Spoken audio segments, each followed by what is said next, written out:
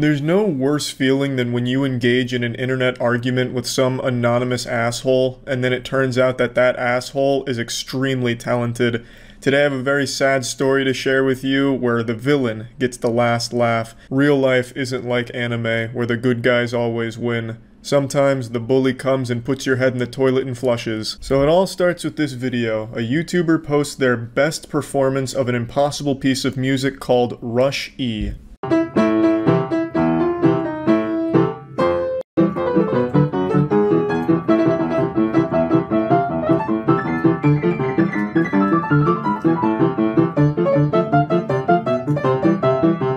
Now, obviously, I'm a fucking Neanderthal when it comes to piano. I don't know anything about any major pieces except from, like, your big ones like Mozart and Bach. So I had never heard of Rush E before, so I did a little research. Rush E was actually a song created as a meme that is quite literally impossible for any human being to play. And I don't mean that as like it's extremely difficult, I mean it is genuinely impossible. You would need 15 fucking arms, and even then you would struggle. Let me go ahead and show you where it started, the genesis of Rush E.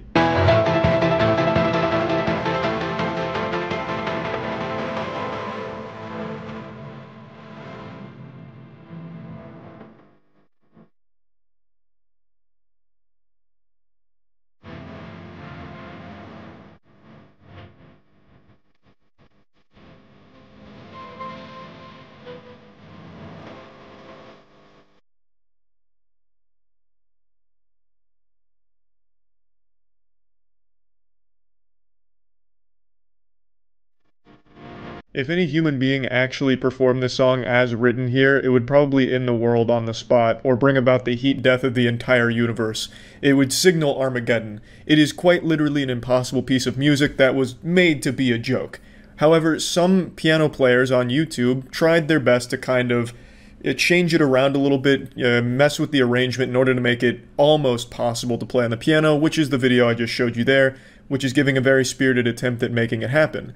And I thought it was very good. Of course, I'm not a piano expert by any means, but most people that watched it also agreed that it was extremely impressive what he was able to do.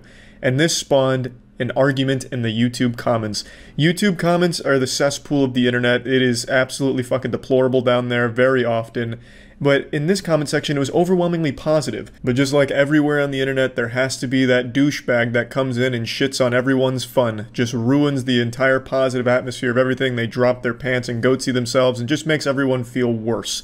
Their presence making everything more negative. Keep in mind, this piece is literally impossible to play. You saw it. It looked like a Toho bullet hell game. But that didn't stop some enlightened Redditor from demanding perfection. It actually comes from this comment, which is a very nice comment from a guy named Just a Guy Who Likes Hentai. He says, "How can you dislike this? I don't see anyone else actually playing this." You know, that's just a very wholesome thing. Like, you know, this is so good, I can't imagine someone not liking it. It's just being nice, you know? Obviously, there's going to be people that don't like it, but it's just a very encouraging comment. But it summoned a demon. A piano-playing demon named Fanshin. Fanshin replies to that comment saying, "Probably because it was mediocre, no offense." Yeah, no offense, buddy, but you just fucking suck and you should be embarrassed that you posted this video. It actually made me physically ill. I puked and was so offended by your awful mediocre playing that I broke up with my own girlfriend in protest. This isn't constructive criticism. I saw a lot of people defending this saying he was just offering criticism or answering the question. No, he's just being an asshole. There's nothing constructive about this. You just saying that it's not good without saying like where they could improve isn't really constructive criticism. It's just you being a douchebag. And obviously he wasn't genuinely answering the question in the comments of how can anyone dislike this, because it wasn't a real question. It was just an encouraging statement. It's like when you get told a story like, "Can you believe my parents got divorced?" And then your friend responds with, "Yeah, I can, because your parents are fucking selfish sluts." It's like, well, I wasn't actually asking you if you can believe it, you know? It's not like a real question. It was just a supportive comment. So there's really no justifying being a douchebag here other than just being a dick. So then the guy responds saying, "Was it? I'd like to see you try. So come on, give us an awe-inspiring performance." Spoiler alert, he would soon regret issuing this challenge. Fanshin responds, "Oh boy, you will embarrass yourself. I'll show you what a good performance of this piece sounds like." To which the hentai fan says, "Then do it, stop talking, and do it." Now, 10 times out of 10 on the internet, when some anonymous asshole makes statements like this, you don't expect them to follow through on it, and even less often you will expect them to be good at anything. But this is the exception. This is the anomaly. This is probably the first time in history someone has actually followed through on a statement like this and actually been good at it. Fanchin responds saying, maybe you can pay me, then I'll be motivated, LMFAO. He's pretty arrogant and pompous, to which Hentai responds, so being known as a jealous, contrarian liar until you post your own rendition isn't a good enough motivation for you? Sorry, but that's all you're gonna get. And then Fanchin again, he's twirling that cartoonishly evil mustache and says, haha, sure, why not? Fun summer project, maybe I'll get more views. And then other people kind of come in here and tell him to shut up, they don't really like his negative attitude. The comment section starts to gain a little bit of infamy, so more people come in with the popcorn to watch from the sidelines. You can see the war has erupted, now we're watching the commenters fight. Another challenge was issued saying upload something by Scott, that guy, other than MLR or Entertainer. Again, I'm not familiar with piano pieces, so I don't even know what that challenge is. I'm assuming it's difficult. And then eventually Fanchin comes back and says, wouldn't have the confidence to upload a performance that I'm not pleased with, but yes, props to the guy for attempting it. It's just this could have been played with much more accuracy had he spent more time polishing, which is something I will show. It's pretty much learned a tempo, but I'm striving for consistency and clarity. So he finally gives like almost a constructive criticism there, and then he gives his rendition of this piece. And unfortunately, it fucking slaps.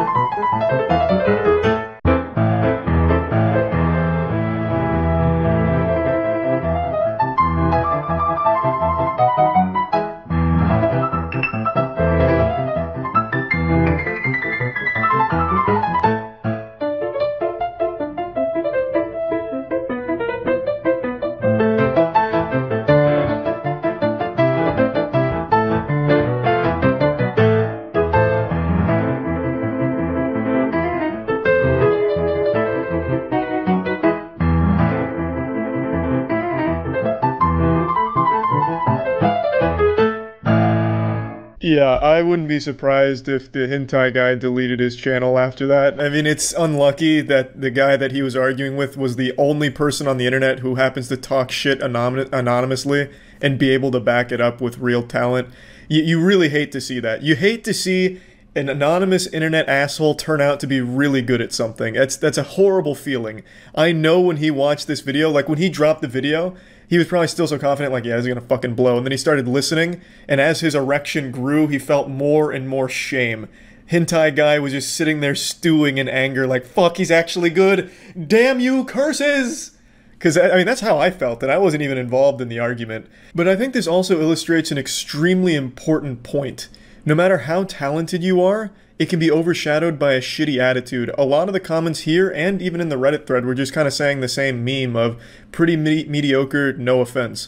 Like, not even respecting his very clear talent, because they don't like him. If you're insufferable and unlikable, people aren't going to respect your skill. And I think that's... Now, granted, it's not everyone, because the video is still overwhelmingly liked, but it could have been a truly positive experience had he just gone about it in a much better way. Like, you know, this wasn't the best rendition of the song, but I do appreciate the effort that went into it, and in fact, it inspired me to want to learn it myself. And then he drops this video, and then, you know, that's a lot better, I think, and you'd have more people on your side, as opposed to just people brushing off your extreme level of talent here because you were an asshole in the comments to someone that was just proud of their own rendition of the piece. Like, his arrangement of this is like a custom arrangement, obviously, because you can't play it as written. His arrangement is extremely solid, and his performance is unreal. Like, absolutely unreal. And to have that just thrown to the side because he was super unlikable is a real shame, I think. So, I mean, this was a pretty wild experience because I've never seen this before. Like I said, 10 times out of 10, when you're arguing with someone on the internet anonymously, that person behind the keyboard's usually a coward that doesn't really have a lot going for them. But in this really rare instance, that anonymous guy was a fucking piano prodigy. So yeah, I just wanted to share this with you all. That's about it. See ya.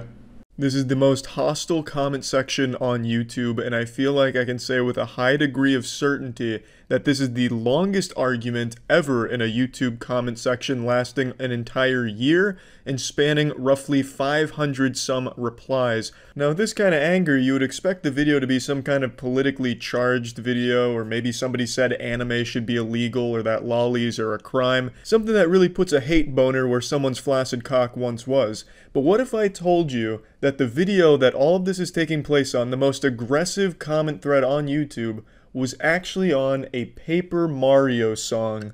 I'm going to take you on a journey through this war zone here. We're not going to read every reply just because there is so many. This thing's longer than the fucking Bible, honestly.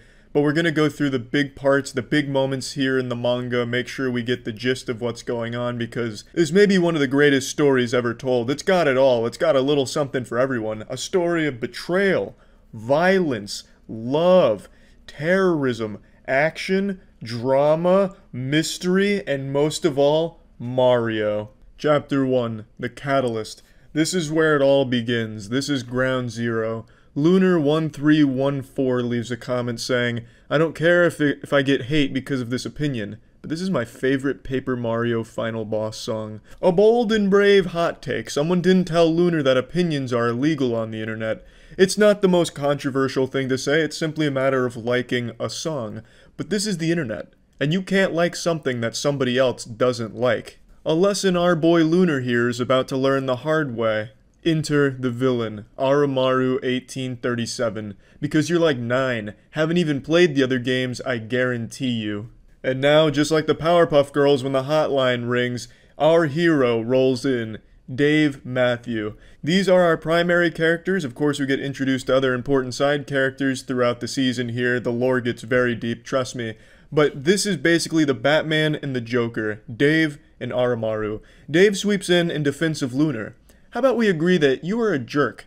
Everyone can have their own opinion, and that is the internet, so no one cares about your opinion to begin with. Also, instead of throwing insults at me, why don't you try to get me to see things from your perspective? It would be a lot more time efficient and, unlike insults, actually accomplishes something in the long run. Or you can continue to assume that I am a mere child that does not know of the 5 other Paper Mario games, or was it 4? Or has even played them, both opinions being completely wrong. But as I said, it's the internet. We can go in circles all day and night and neither of us would get anywhere. So let's not, okay? Dave trying to get out ahead here and squash the beef, giving a fair warning to Aramaru that you do not want to fuck with Dave, but spoiler alert, Aramaru pokes the sleeping bear. You never gave your side, dumb fuck. All you did was come on here talking about some damn opinions or some shit. Pretty clear you didn't intend to accomplish anything. Also, you haven't played any other game, have you? It's not hard to know how many Paper Mario games there are, kid. 64, Thousand Year Door, Super Paper Mario, this garbage, and Color Splash, which was actually not bad, but was too weird gameplay-wise to be called a Paper Mario game. And it's this comment right here that makes a good boy go bad. You do not question Dave Matthews' understanding of the Paper Mario franchise, and you do not do it on a public forum like this, and be an asshole about it. The opinion haver that started all of this comes back in here, kicks open the doors to the Church of Paper Mario with tears in his eyes like he just watched his parents having a fight, saying, all I said was, this is my favorite final boss song in the Paper Mario series, but it turned into a huge fight and I don't understand that. And then Aramaru hits him with a hard dose of reality. You said you don't care if you get hate, so obviously you do understand, dumb fuck. Unfortunately, Lunar just doesn't understand that his initial comment was like the assassination of Franz Ferdinand, and now he's started a massive war. And in war, Lunar, there's casualties. I know you can say whatever you want, but please, can you please calm down and make a nice comment to people? Like I said, please not say about 1,000 cuss words with this reply, please. It's not hurting you to read a quick fuck. Look, I'm understanding everything you're saying. I'm just here to calm you down. Not everything in the world is solved by anger.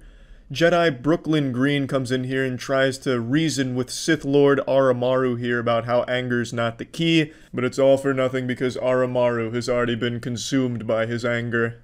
Like I said, I am cutting out a couple things here because there is so much of it. It'd be like a 10-hour video if I read the entire chain. Basically, in a nutshell, Dave was saying this is pointless, it's an internet argument, let's just drop this.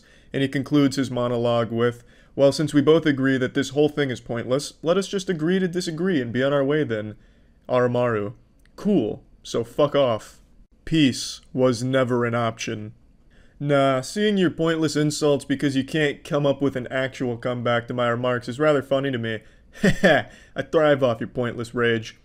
Thought it was done. Why are you still here, idiot?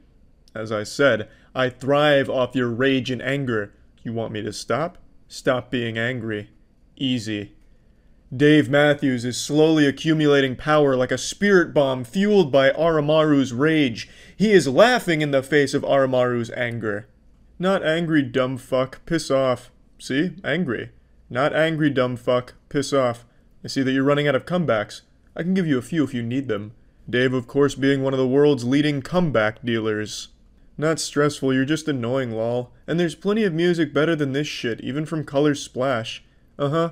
Why don't you go back to your 1,000-year-old game and super overrated Paper Mario game? Your screen, oh boo-hoo. Let me play a sad song for you on the world's smallest viol— Oh wait, I broke it. If this was done, why did you reply? Metal Mario coming in here just spitting straight venom in the face of Oromaru here, lighting him on fire with the world's smallest violin comment. Nice try, dumb fuck, but I haven't even played any Paper Mario games except Color Splash. Now fuck off with your shitty excuses for jokes. People have better shit to read. When I initially made it to this chapter the first time and got blindsided by this plot twist, I fucking recoiled into my chair, threw my arms in the air. I was just so absolutely shocked.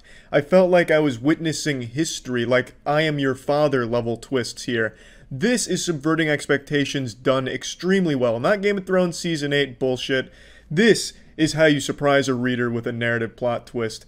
Who could have seen this coming? If you remember back to the genesis of this whole mess, it started with Oromaru melting down and breaking shit in his room over the fact that somebody liked a Paper Mario song he didn't like, and then accuses them of not having played any of the other Paper Mario games, and then only a short 100 replies later, he himself admits he's only ever played one Paper Mario game, and it's not even this one.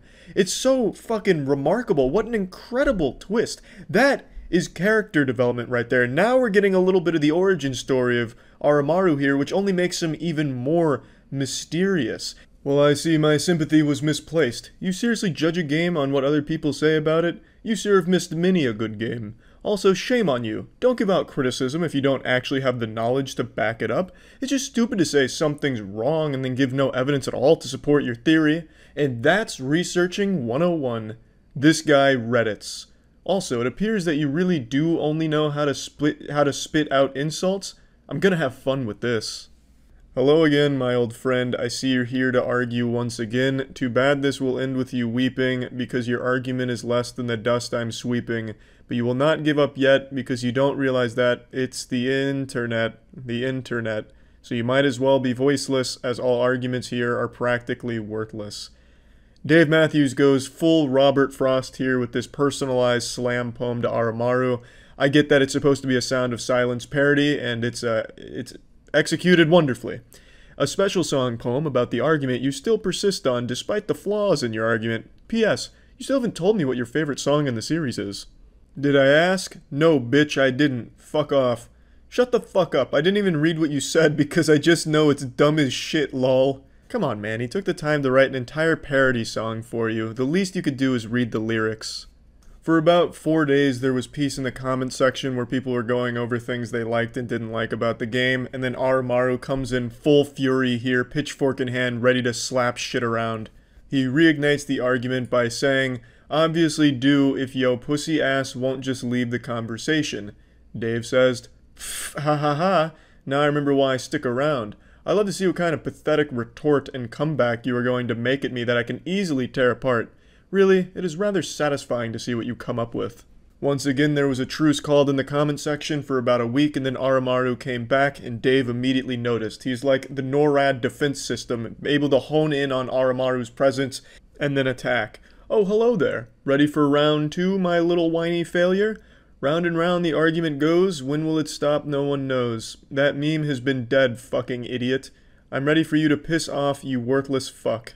I did not drag your pride through the mud and make you look like a brainless, arrogant maggot. You did. You destroyed your own argument. You ignored the statements that made you look like a fool. You chose to spit out nothing but insults. Your fault. Your stupidity. Deal with it.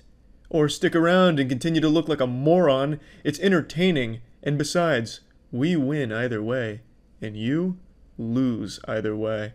Dave hits him with some kind of superhero monologue right before he throws the bad guy in jail. And Oromaru says, "Don't care to read your arguments, lol. As a matter of fact, I only read the first reply, lol. Quit wasting my time and fuck off." "Then you are nothing but a bottom-barrel fool who will have no success in life. As I said, you don't bother to defend yourself at all. That makes you an idiot." "Also, why should I? You have no power here and you never will. The fact that you think you do just displays your idiocy for everyone. Besides, I already gave you the requirements for my departure. Or are you incapable of reading as well, my little maggot?" Everything Dave has been saying thus far sounds like the Rick and Morty copy pasta from Reddit. I mean, I think Dave is in the right here because Oromaru is a huge fucking asshole, but man, he's really going about all of it in a terrible way. A month goes by. Is he finally gone? Yeah, he is gone. Is he gone if your dumbass would just quit replying? I didn't even read shit you said. I told you that I would only leave if you either apologized for being rude, or if you went 10 comments without swearing. You're not good at remembering things, are you, my little maggot? Hello, little maggot. Just letting you know that I am still in this comment chain, just in case you thought you were rid of me or that you actually won this argument. Okay, bye now. This was after a month of him not replying, so Dave just really wants to continue this, and nothing makes me more uncomfortable than reading Dave keep calling someone my little maggot. Like, this must be how it feels for some girls when they hear the word moist. Every time I read him saying my little maggot, I just get like tingly and uncomfortable and break out into like a little profuse sweat. It's just yucky. I feel like I'm reading some old woman's fanfic where she's describing some weird sexual intercourse she had at a biker bar or something, and it's just making me uncomfortable. I don't know why he keeps calling this guy my little maggot.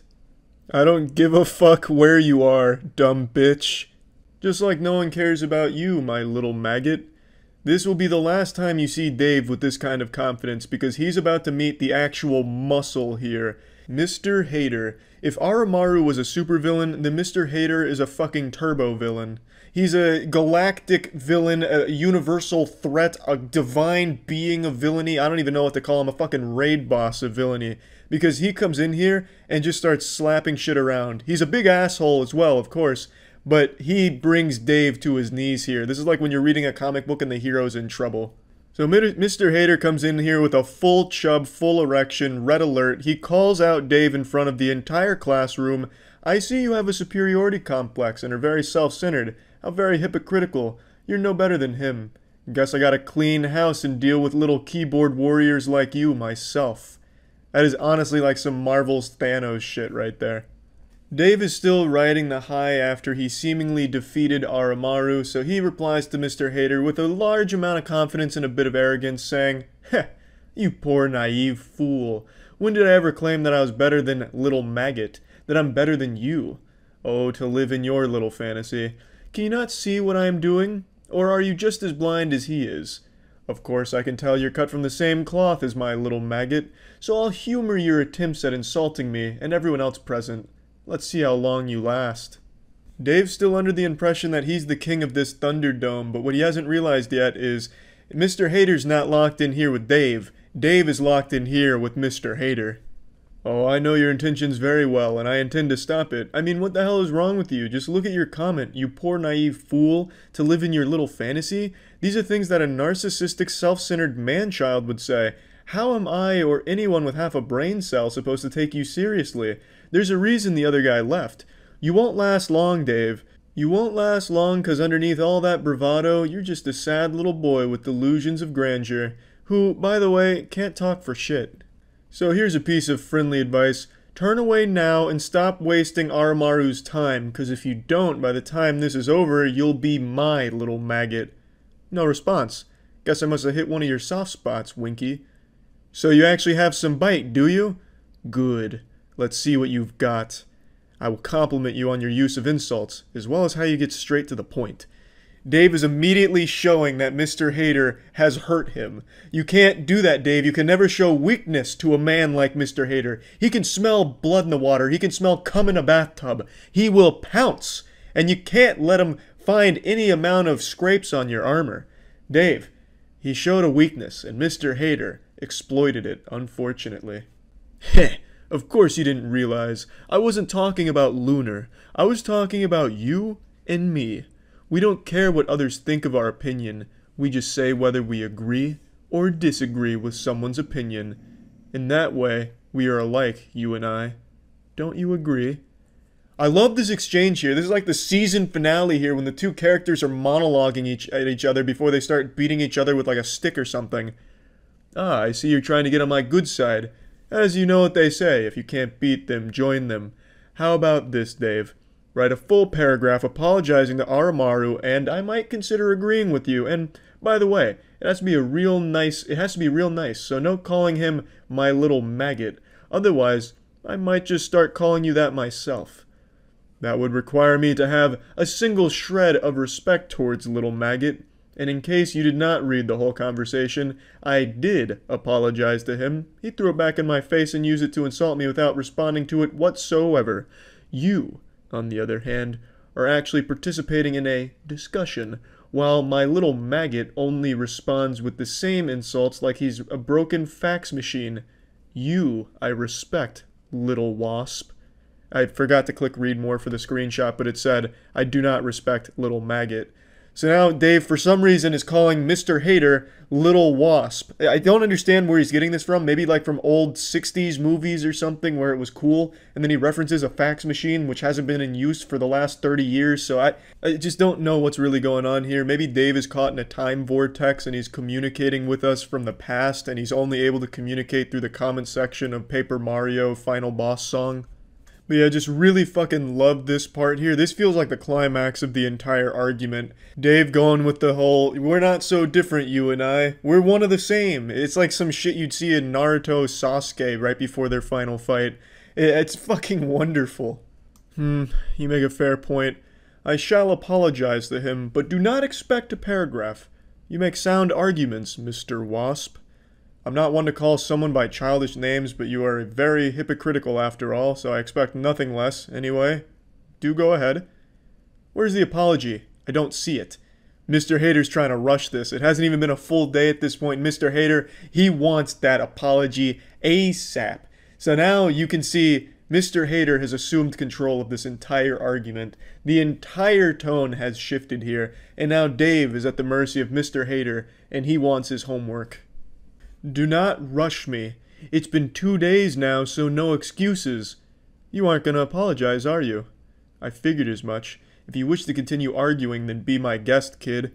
Dave is starting to panic a little bit. He doesn't want to write this apology because he does not respect Oromaru, but he is afraid of Mr. Hater, so he's caught in between a rock and a hard place here, and he's treading water in the comment section. 1, I have a life at the moment. 2, you need a little bit of patience. 1 word. College. You don't go to college, David. Then you clearly set your expectations of me far too low. A shame, really. I thought you would be smart enough to not do what little maggot did. Stop lying to yourself, David. How about you tell me what's actually going on? College, as I said before. Do you not listen, or are you refusing to believe that I have a life outside of this? Now, if you excuse me, I have a music class to attend. I really don't understand why Dave even feels compelled to keep answering at this point. He doesn't want to write the apology. He shouldn't write an apology, honestly. He just doesn't have to reply to Mr. Hater. He can just wash his hands of this whole thing and still come out as the victor. But for some reason, he keeps engaging with Mr. Hater in here, and Mr. Hater's pressure is somehow like leaking into Dave's real world, it seems, because it feels like he's stressing about this apology, which he shouldn't write in the first place. Mr. Hater goes in on Dave, starts poking holes into his claims about college because 4 months ago it was still coronavirus shutdown, so classes weren't going on, so Dave feels the need to defend himself again. And then he kind of just explains he just doesn't want to fucking apologize, which he shouldn't. I'm glad he doesn't. Dave says, 1, truthfully, I don't want to apologize to Armu because I know for a fact it would not be genuine, and no matter how much I hate a person, I'm not going to insult them by giving them a mocking, half-assed apology. And 2, online classes are a thing that exists, and I'm not doing just a music class. Who is the antagonistic one here? Because it definitely isn't me. You poor, pathetic whelp, barking and baying like anything you say will ever matter. No, your words don't hurt me because they are artificial, fake, designed, and spoken for the sole purpose of inflicting pain without putting actual feeling behind it. Ha, Ha ha ha ha ha ha ha ha. No. Your words are hollow, and do not deserve the electrons my brain cells would have to burn to process them, just like you. You're not special, you're not unique, you're not important, and you never will be, not now, not ever. So go ahead whelping, keep making a fool of yourself. I'll just watch the show, laughing all the while. And in your ivory tower of hypocrisy, did you ever once realize I never denied what you have been saying? You are a parasite, Mr. Hater. Something that must tear everyone down to justify their worthless existence. Perhaps I am one too, but that's where our similarities end. You lash out at anyone you see as below you. I lash out at people who do what you and Armu did. Insult and tear into someone because they dared to have an opinion you did not agree with, or lash out at people who defend themselves from other people like you. I never said I was better. But does it really matter in the end? At the end of the day, one of us looks like the bad guy to everyone else, and since I haven't been antagonizing everyone participating in this, it most definitely not me who's the bad guy. Try to say I'm wrong here. You're not wrong, Dave. Not at all. And people like Aramaru and Mr. Hater, yeah, they suck a lot of fat ass. It's sad that someone cares this much about someone's opinion on something that doesn't matter. 100%. Agree with you entirely there, Dave. But the way you're handling all this and then putting this huge, presidential speech here is not good either. This is the wrong way of handling any of this. And there's really just no point in arguing in a YouTube comment section to begin with. There are no winners here. Mr. Hater breaks down his response line by line. You lash out at anyone you see as below you. Dave, don't be ridiculous. I'm not as narcissistic as you, or at all for that matter. I lash out at anyone who do what you and Armu did. A mistake you will regret, as you have started all of this, and I aim to end it. The two go back and forth about the apology that Dave doesn't want to write. Mr. Hater just keeps picking apart each line of everything he says. My words are said solely to get you to leave. That's never going to happen, Dave. I've grown very persistent over the years, and trust me, persistence pays, and I will stay here for months if I had to. Will you? Yeah, big guy, I'm sure your persistence pays. Living in a fucking comment chain for months. How productive and incredible. There are just some people who live their life to argue online, and it's sad as shit. This guy is the perfect example, willingly saying, I will stay in this fucking thread for months because I have nothing else going on in my life. That is pathetic. That's fucking sad, Mr. Hater. Apology seems unlikely. Then you will perish here eventually with me, as it's either you apologize to Aramaru now and we'll be on our way, or we're gonna be staying here for a long, long time. So, with that being said, let's just start all over on a positive note. We aren't going to start all over on a more positive note until you start apologizing, Dave. Are you going to apologize for your own hostility? Short answer, no. Unlike you, I did nothing wrong, Dave. So it's either you apologize to Aramaru and behave, or you slowly perish with me for months. Either way, I consider it a win-win. And this is where the story stops. I mean, it goes on a little bit further, but nothing is more pathetic than this mic drop from Mr. Hater. These are the people you argue with online, people that have actually nothing better to do. He considers it a win-win if someone is perishing, wasting their time in a comment section with him. That's so fucking sad. He considers it successful if he wastes somebody else's time and wastes his own time because he's already miserable in the first place. Oh, actually, I almost forgot. 3 months after all of this went down, as the dust was starting to settle, Mr. Hater and Dave just stopped communicating with each other, and there was just momentary bliss as everyone read through the thread. And then Yoshi comments, tagging Aramaru, and Aramaru's been tagged this entire time. Yoshi just points out it's been 10 months, but 64 really good, kind of basic, Thousand Year Door, bop, and all this. Just kind of breaks down his opinion of the music. And then Aramaru, from out of fucking nowhere, comes out of retirement to deliver one of the most powerful conclusions to any story ever given. I don't give a fuck about your opinion, this song is still shit. What a beautiful way of wrapping all of this up. But yeah, anyway, the last interaction between our main characters was 4 months ago. From what I checked today, there wasn't any new developments that I noticed. A few more people have been made aware of this because it was posted on Twitter, that's how I found it. And this has just been truly a joy, delightful to read through. So just keep all this in mind next time you think you're confident enough to leave an opinion on a Paper Mario song. That's about it. See ya. No one, not even Nostradamus, could have predicted the 2018 season of YouTube drama unfolding the way it has. The Logan Paul drama has transcended just YouTube drama and become actual news, actual drama, which is incredibly surprising. There's petitions being signed by hundreds of thousands of people to get Logan Paul kicked off YouTube. Let me just tell you right now, that's not gonna fucking happen. He makes YouTube far too much money.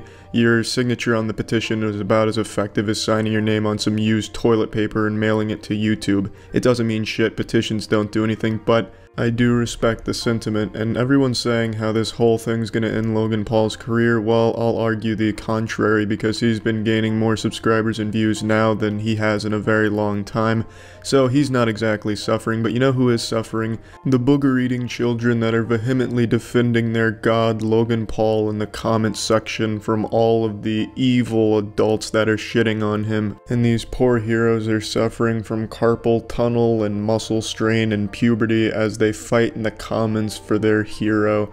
So let's go ahead, and that's what I wanted to do today, and go through my favorite Logang Knights comments on my Logan Paul video I made recently, because reading these comments from these brainwashed cult fart huffers has been fucking amazing and has given me a real hoot. So let's go over the best ones. Well, I had a ton of pictures of my favorite comments from the prepubescent zombie Logang members that were defending him, but unfortunately, they're not here anymore.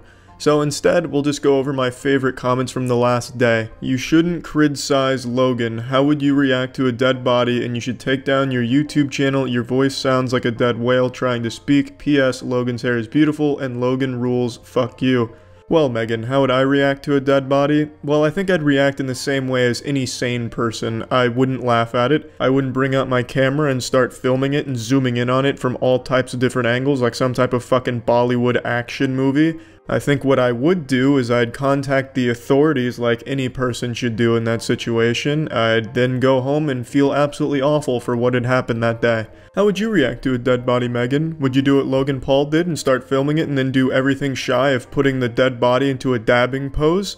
You're heartless. Well, Nikki, I'm sorry to say that's the wrong form of you're, so I can't take you seriously anymore. However, I do understand what you were trying to say through your horrible grammar. I know they don't teach you that till 4th grade. But even still, I can't let that slide. Also, I like how it's now heartless to criticize the man laughing at a dead body and making light of the situation. That is truly the crime here. He's not a douchebag, so stop making jokes, you headless chicken. Which glass. So you can shut up, dickhead, and you're the horse crap. On the surface, J. Corn Thomas's argument here seems watertight, bulletproof. I mean, there's really nothing I can say here. He fucking nailed me. And he's put it in the most elegant way possible. However, I have to point out, that's the wrong form of you're again. Unbelievable. You knew Logan Paul fans were dumb. You knew Logang was fucking stupid, but did you know they were this stupid? I don't think so. Use the correct form of you're next time, kids. Also, this comment makes me feel old because I don't know what the fuck which glass means. Sounds like some type of old ancient incantation for some type of spell, or maybe Naruto hand signals when you're throwing up ninjutsu signs. Fuck you, the man that's speaking. I hate you. Alright, let's calm down here, Yoda. I think you're acting like a bit of a douchebag in this comment. Logan Paul uses jokes to cope with bad stuff. Fuck you. King Super Destroyer 123. What a fucking name. That's a name that'll strike fear into everyone on the playground. I can already see it going down now, John Wick style. Whose juice box is that, Cody? Whose juice box did you take? Well, it's King Super Destroyer 123's. Jesus Christ, Cody. It's game over. But anyway, they're saying something here that I've seen all the little champions defending Logan Paul saying. It's how he copes with things by making horrible, not clever jokes at the situation. That doesn't really make it okay. That's not a respectful way of coping with things. He should try and learn a new way of going about things. I understand everyone reacts to things different ways, but I think on camera you can be a little bit more respectful and cope with things that way off camera, because it portrays the whole situation horribly. You know, what if Logan Paul's way of dealing with situations that were stressful was by jerking off a fat nut? If in this same video, he started jerking himself off and coming onto the dead body, but it was just his way of coping with things, would that make it okay? I don't think so. So why should him making jokes at the fucking poor man's expense be acceptable just because it's Logan's way of coping with it? It's fucking silly. It's a horrible excuse, horrible defense. Oh, and by the way, You're a fucking touch noodle. He's more runner and more awesome than you dick. I clicked on this video to see how you're gonna prove this bullshit, you dumbass clickbait asshole. Well, Chloe, you shitty grammar Neanderthal, you used the wrong form of your twice, outshining your peers. It's amazing. Cannot a single loganger use the correct form of your, even just by accident one time? God, it's fucking sad. But anyway, I don't know what a touch noodle is. I also don't know why she thinks Logan Paul is a better runner than I am. I think I can probably outrun Logan Paul. In fact, I'm challenging Logan Paul to a race right now. If you don't take me up on it, Logan Paul, you're a fucking pussy. I will outrun this shit out of you. And not only do I think your grammar is objectively shitty and the spelling mistakes make this damn near incomprehensible, I also think you are just dumb by not understanding what half the words you say mean, because the video is not clickbait. The title is Logan Paul laughing at a dead body. If you click on that video, you will see Logan Paul laughing at a dead body. No clickbait there. Hey, you can suck my fucking dick. Fuck you. I will beat the shit out of you. Douchebag McGee. Well, now I have to sleep with one eye open because Justin said boss track sass, whatever the fuck that name is coming for me. Yikes. You heartless stupid piece of crap on the street, Logan Paul. How hypercritical can you be? Well, shit. I initially thought this was about me, but reading it back, I think he might be talking to Logan Paul. I don't know why people are trying to have a conversation with Logan Paul in the comments of my video here. But when I first saw this, I thought he was talking about me. But now, upon reading it out loud, I'm not too sure. It's really impossible to tell what half of the logang people are trying to say in the comments, because they're all damn near illiterate. But anyway, I like hypercritical here. I thought that word was great. Now, I decided to save the only one that actually had thought put into it for last, so let's read Gavin's here. Dude, STFU, IDKYPPL wanna bring him down. Can you guys just leave him alone and forgive him? And I promise you that he will never ever do that again. I guess this is his mother speaking. He's talking about Logan like he's a dog. I will promise you that Ruffles will never shit on the floor again. This has absolutely kissed me the fuck off. Please stop kissing Gavin off. Can you guys just lecture him and get over it? He won't do it again. If you tell him what he did wrong in the right way, not just fucking call him stupid ass names and hate on him. I'm just saying that if you are going to try and make him realize what he did wrong, then do it in a non-bitch ass way. BCS saying shot about him ain't gonna do anything but make him angry and sad. Maybe if all this hate gets to him and he will kill himself, BCS of depression, ever fucking think of that dumbass bitch? Well, Gavin, can't say I did think of that, because a person like Logan Paul, he will never ever feel anything. He's a sociopath, Gavin, I'm sorry to tell you. But please stop talking about Logan like he's some type of animal you own. You don't know him. You're not his best friend. To Logan, you are just a number on his view count. So anyway, I wanted to show a lot more and a lot better comments that I had been saving images of over the last couple of days, but unfortunately, like I said, I don't have them anymore. So I thought just over the last 24 hours would still be fun. So yeah, that's it.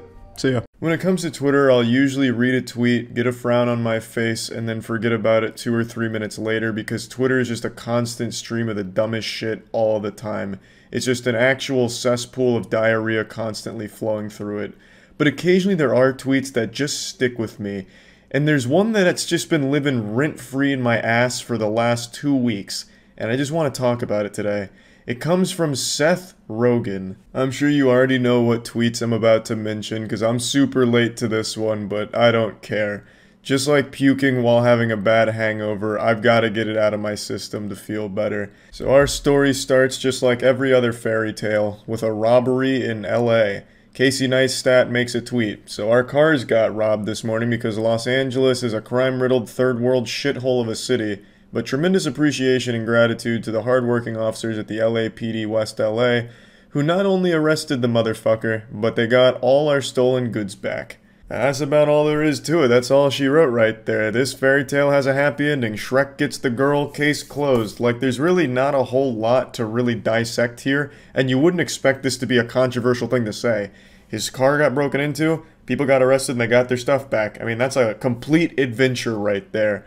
Like, the only people that could really be offended about a tweet like that would be the people that got arrested. Like, if they're on Twitter on their phone in jail, like, hey, fuck you, buddy. I would've got away with it too if it wasn't for that meddling dog. But then out of nowhere, from the top turnbuckle, comes Seth Rogen making a surprise appearance at WrestleMania on Twitter. I guess he's like the head of tourism for LA, because he got mad that he called LA a shithole of a city.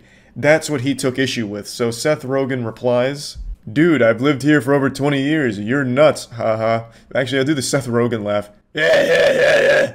It's lovely here. Don't leave anything valuable in it. It's called living in a big city. Bro, just don't get your car broken into. It's that easy. It's called living in a big city. You should expect your shit to be constantly violated because you're living in a big city. Don't leave anything valuable in your car because you're gonna lose it. Duh. Dummy. Fucking idiot. This is your fault now. You're the one that is to blame for this. You don't want your valuables stolen? Don't leave them in the car in LA. LA is wonderful, but just expect all your shit to get broken into, so plan accordingly by keeping less valuable stuff in your car. Love LA. It's great. It's such a stupid thing to come in and say out of nowhere. Even Casey Neistat, who plays nice with everyone, is taken aback by it. He's like, what the fuck is this? It's so outrageously stupid. Very rarely will you see somebody defend LA like tooth and nail. Obviously, there's people that like LA, especially extremely wealthy people like Seth Rogen, who found crazy success there. But it's pretty rare that there's someone as delusionally off the mark so consistently like Seth Rogen, and this is the perfect example of it. He finds the one spot and the one opinion that almost no one agrees with. He's also just not really shy about showing that he feels superior to the average person. Like, he took personal offense that Casey Neistat said LA was a shithole, and then like shames him for being upset that his car was broken into. Bro, just get another car, get other valuable things, it's that easy. So Casey Neistat responds, "I can still be mad though, right? Feel so violated." Asking his permission to be mad, like, oh, if Seth Rogen says I can't be mad, then I guess I'm okay with it. So then Seth Rogen replies, "Yeah, oh yeah, you can be mad, but I guess I don't personally view my car as an extension of myself, and I've never really felt violated any of the 15 or so times my car was broken into." This dude is just leaving his car out like a candy bucket on Halloween, it seems. "Once a guy accidentally left a cool knife in my car, so if it keeps happening, you might get a little treat." This is certainly up there with the wackiest, stupid shit I've read on Twitter from a celebrity. It's baffling that not only did his brain come up with this as a tweet, but it passed the filters that his brain has to post it. He's like, yep, this looks good. And he hit tweet, and it's still not deleted. And I'm glad it's not. I'm glad that he's just going to stick to his guns and leave this shit up. This is something that I feel is going to haunt him forever, because he is still getting clowned on to this day for this tweet. It's been 2 weeks now, and I don't think it'll stop anytime soon, because it is just that outrageously stupid. Because Seth Rogen doesn't view his car as an extension of himself, he's totally fine with people using it like a fucking fleshlight. They just treat his cars like a cum dumpster, and they dive right in, and Seth Rogen gives them a nice thumbs up, I suppose. And I'm assuming that extends to everything in Seth Rogen's life. As a lot of people have also pointed out, how does Seth Rogen feel about, like, his house? Is that an extension of himself? Because if not, why not just have a bunch of people go into your house, Seth, and take all your shit? Just let everyone have a field day. If your car's not an extension of yourself, your house, your property, it's not either. So I'm assuming he's just going to open his doors and let people come take all of his valuable possessions and high-five them on the way out, baby. I also love how he's defending LA by mentioning his car's been broken into 15 times in the time that he's lived there. That doesn't make people excited about LA, Seth, you fucking psychopath. Not everyone can afford to replace all their valuables after their car's been broken into 15 times, you goofball. And I also love that he closes it off by saying that one of them even left a knife in his car as a little treat, a tip. To me, that sounds like either a threat or they're trying to frame you for a crime.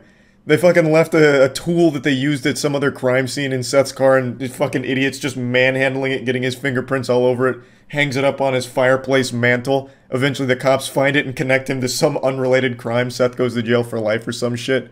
Like, I don't know who gets excited about someone leaving a knife in their car after it just got broken into. Like, it's just, the delusion here is unbelievable. So the conversation starts to fizzle out here, but it continues. Casey Neistat says, "I didn't get any treats, he just took the decorations for my daughter's 7th birthday party and left bloody handprints." Yeah, obviously he's not going to get any treats. It's not like the Tooth Fairy broke into his car and left him some money for what they took. Like, it was a robbery. I don't know how Seth can possibly justify it by saying just let your car keep getting stolen and eventually you'll get a knife. Like, it's fucking silly. And then he says, serious question, how did you get your car broken into 15 times? Which is a great question, because you really have to go out of your way to get it broken into that many times, I feel. Seth says, I lived in West Hollywood for 20 years and parked on the street. Also, it sucks your shit was stolen, but LA is not some shithole city. As far as big cities go, it has a lot going for it. Yeah, especially if you're a burglar who knows what kind of car Seth Rogen drives, because apparently you can just go in there and take all that shit with no consequence, because Seth doesn't give a fuck. His car is getting broken into almost once a year at this rate. This is where the interaction stops, and you just have to wonder, what was Seth Rogen thinking? Like, who did he think this appealed to, besides, like, the extremely rich Hollywood elites? Like, there's no normal person that's gonna read that and be like, wow, how noble of Seth, just giving away his shit like that and accepting that beautiful knife. I don't know really what he was expecting to happen. But it got me thinking, what is the worst tweet I ever made? And I think I found it. I tweeted this back in 2019. I said, what the fuck, the chupacabra is real, he just fucked my grandpa. I don't regret posting the tweet, but I do really regret that I misspelled chupacabra. But anyway, I just wanted to talk about this because I've been thinking about it a lot recently, and yeah. That's about it. See ya. I feel like creative insults are a lost art on the internet these days. You go on Twitter, and if someone says or does some dumb shit, 9 out of 10 of the replies are just gonna be regurgitated memes and gifs you've seen a million fucking times, had your ass blasted with inside and out for months. Okay, boomer, hose mad, shit like that. Not a single creative thought going into that, but that's what insulting and roasting is kind of boiled down to. It used to be you had to have some fucking neurons fire and come up with something to say to someone if you wanted to roast or make an insult, but today you have this instant gratification slot machine where you can just choose a handful of GIFs to express your thoughts and disapproval, which I think makes it all very boring. That being said, you all as a community have not fallen for this trap, and I am so proud to say that you all have maintained the integrity of creative wordplay and insults. Now, what I mean by this, as most of you know, I have not cut my hair in almost a full year now. I started this experiment out of spite because we had some fucking professional barbers in the comments section saying I need to get it cut, and I said, no, fuck you, you can hold the dirtiest part of my asshole, so I started growing it. And I kept growing it until I actually started to like it, which is where I'm at now.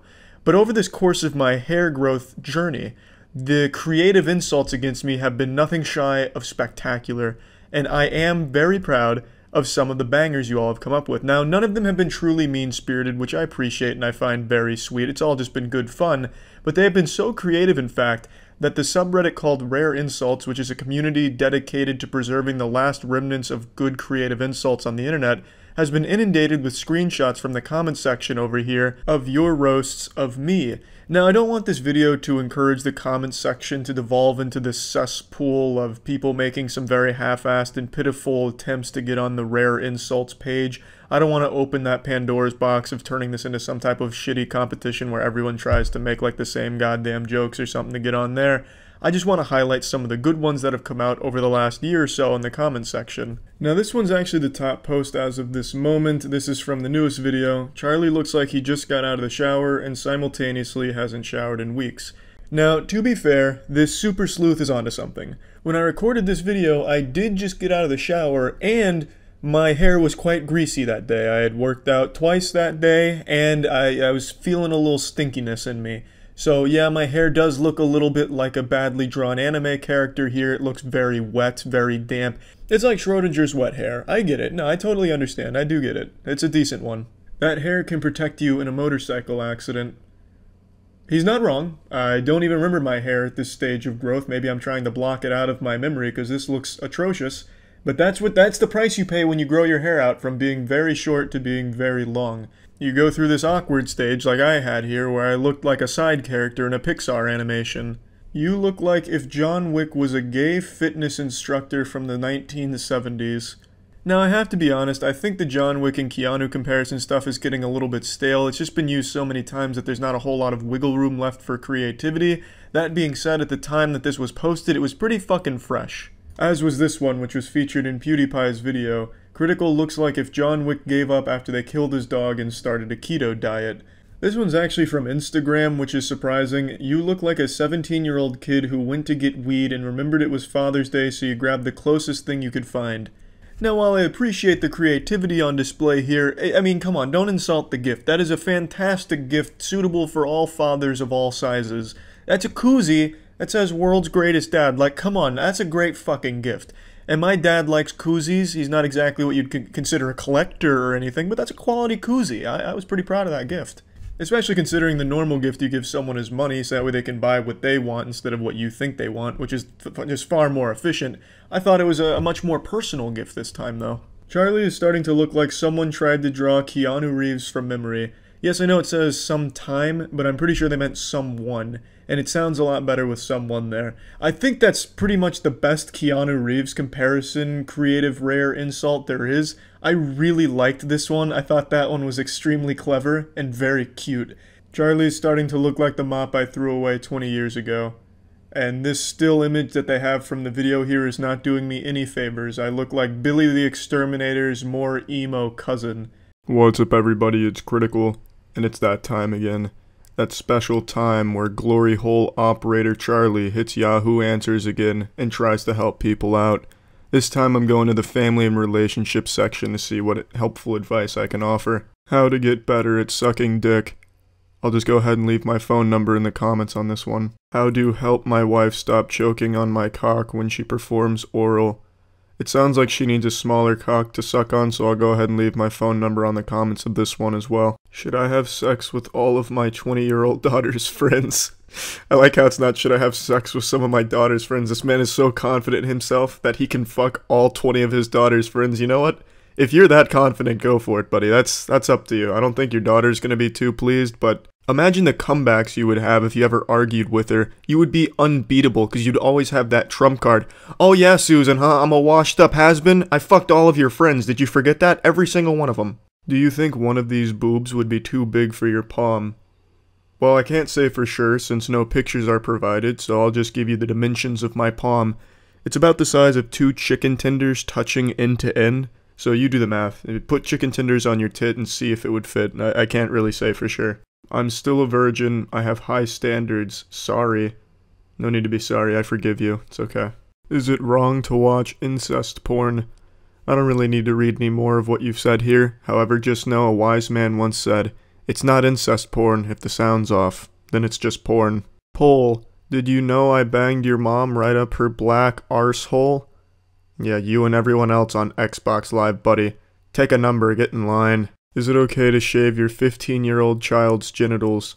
Shit, that's a lot of reading there. I don't really feel like reading your whole story there, so I'm just going to answer this question at face value. No, there's nothing wrong with that. My father used to shave me up until I was 18. I remember those days. Those were the good days. We would put on our football helmets, and then I'd bend over in the bathroom like I was the center, and he was the quarterback, and I'd hike up the razor between my legs, and then just display my chocolate starfish. And then he'd just shave my asshole really nicely. And then I'd stand up, he'd spank me on the ass, say, good game, and then we'd headbutt each other with our football helmets on. Is it bad to make myself throw up so I won't have to hang out with my friends? I made myself throw up so I would have an excuse to not hang out with my friends so I can just play video games.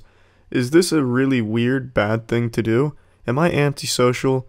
No, you're just fucking stupid. Why would you even bother making yourself throw up? Just say, hey, I threw up. Are they gonna dispute you? Did you send a picture of your vomit or something? Why did you have to go through the steps? You're a real fucking method actor, kid. Come on, be smarter than that. I choked on my boyfriend's when I was giving him head. He didn't warn me, and he was laughing, saying sorry his balls were full. Was he right? Well, this really isn't a matter of right or wrong. You gotta learn to swallow it. Spitters are quitters. Swallow that shit. Come on. Take one for the team. Whether or not his balls were full, that can be up to the scientific professionals to decide. How to surprise my husband. My husband and I have been married going on 8 years. We have 4 amazing children and a wonderful relationship. We also have a phenomenal sex life, hence the 4 kids. Ugh. World's already overpopulated as it is. Stop having so many fucking children. This being said, we have been together 8 years, so I'm pretty much out of tricks and surprises in the bedroom. We are going to have some us time tonight, and I'd love to blow him away. Pun intended. Any kinky, fun tips, preferably for men, But if any women know of something that their man loved, I'll take all the advice I can get. Thanks. Well, I think the best thing you can do here is redecorate the whole house in an anime-style fashion. I'm talking posters on the wall, a bunch of manga, you know, some DVD box sets of some very popular animes.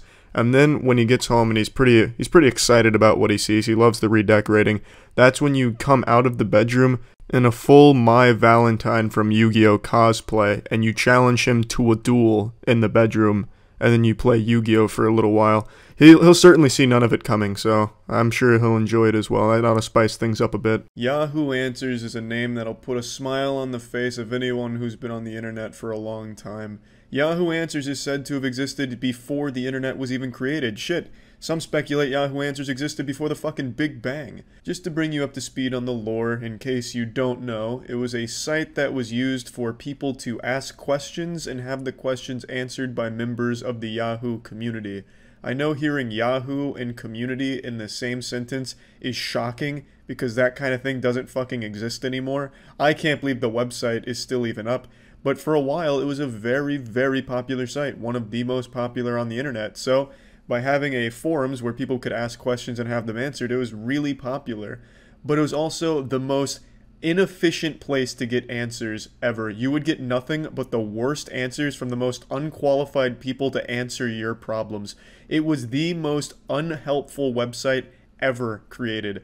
I know these days Reddit has the reputation for giving shit advice on the internet, but it will never be as bad as Yahoo Answers was in that department. There was a time not too long ago where any question you typed into Google would bring up Yahoo Answers first, and you just roll your eyes and puke because the answers you would get were so remarkably awful that it just ruined your day. It's as if the only people who ever answered questions on that site were on the verge of an overdose, like they just popped 50 Xanax, cracked their knuckles, alright, time to help somebody out, go on there and just slam their fucking head on the keyboard, passing out, and then that'd be their response to the question. I've made videos going through Yahoo Answers shit before, as well as other viral videos that popped off covering these questions, such as like, how is Perginant formed in Curse of the Weggy board, which was people misspelling Ouija and misspelling pregnant. It's just like this horrible, not just misspelling those words, but the questions were some of the dumbest shit of all time. So the website's always been well known, and unfortunately on May 4th, they're shutting the site down for good. They're pulling the plug on it. They're taking it behind the barn and putting it down.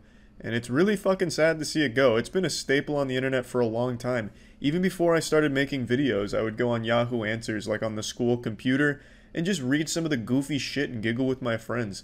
It's always been a website that's been near and dear to my boners. Like, it's sad. Where are the people going to go to get answers to the important questions such as, I made Jesus-shaped pancakes and burnt them. Am I going to hell? The answer is obviously yes. This man has been condemned to hell for an eternal damnation. But this is a question he can't ask anywhere else. If he asks this on Reddit, he's just going to be hit by wubba lubba dub dubs. Like, this is the only place that this troubled young man can get an answer to this question and have that peace of mind to know that, yes, he's going straight to hell. It's just a shame because there are still people that use this site. In fact, I was on it just a moment ago and people are still asking some brain busters and asking some really important questions to help better their life. Is it okay to date a woman with a high IQ, 120 plus, if my IQ is around 80?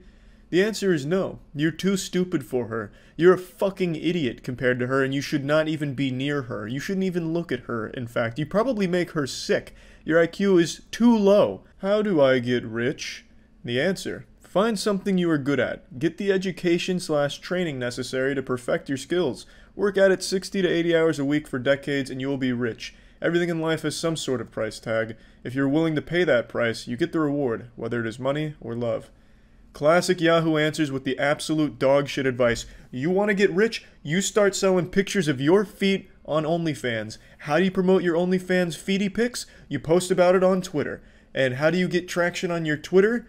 You try and capitalize on some outrage that's going on. It's a foolproof strategy to put money in your pocket. Today I got rejected 11 times at the mall. Why is this always me? Well, first of all, asking out 11 different people in a single mall outing, you're doing everything right. So it's not you, it's them.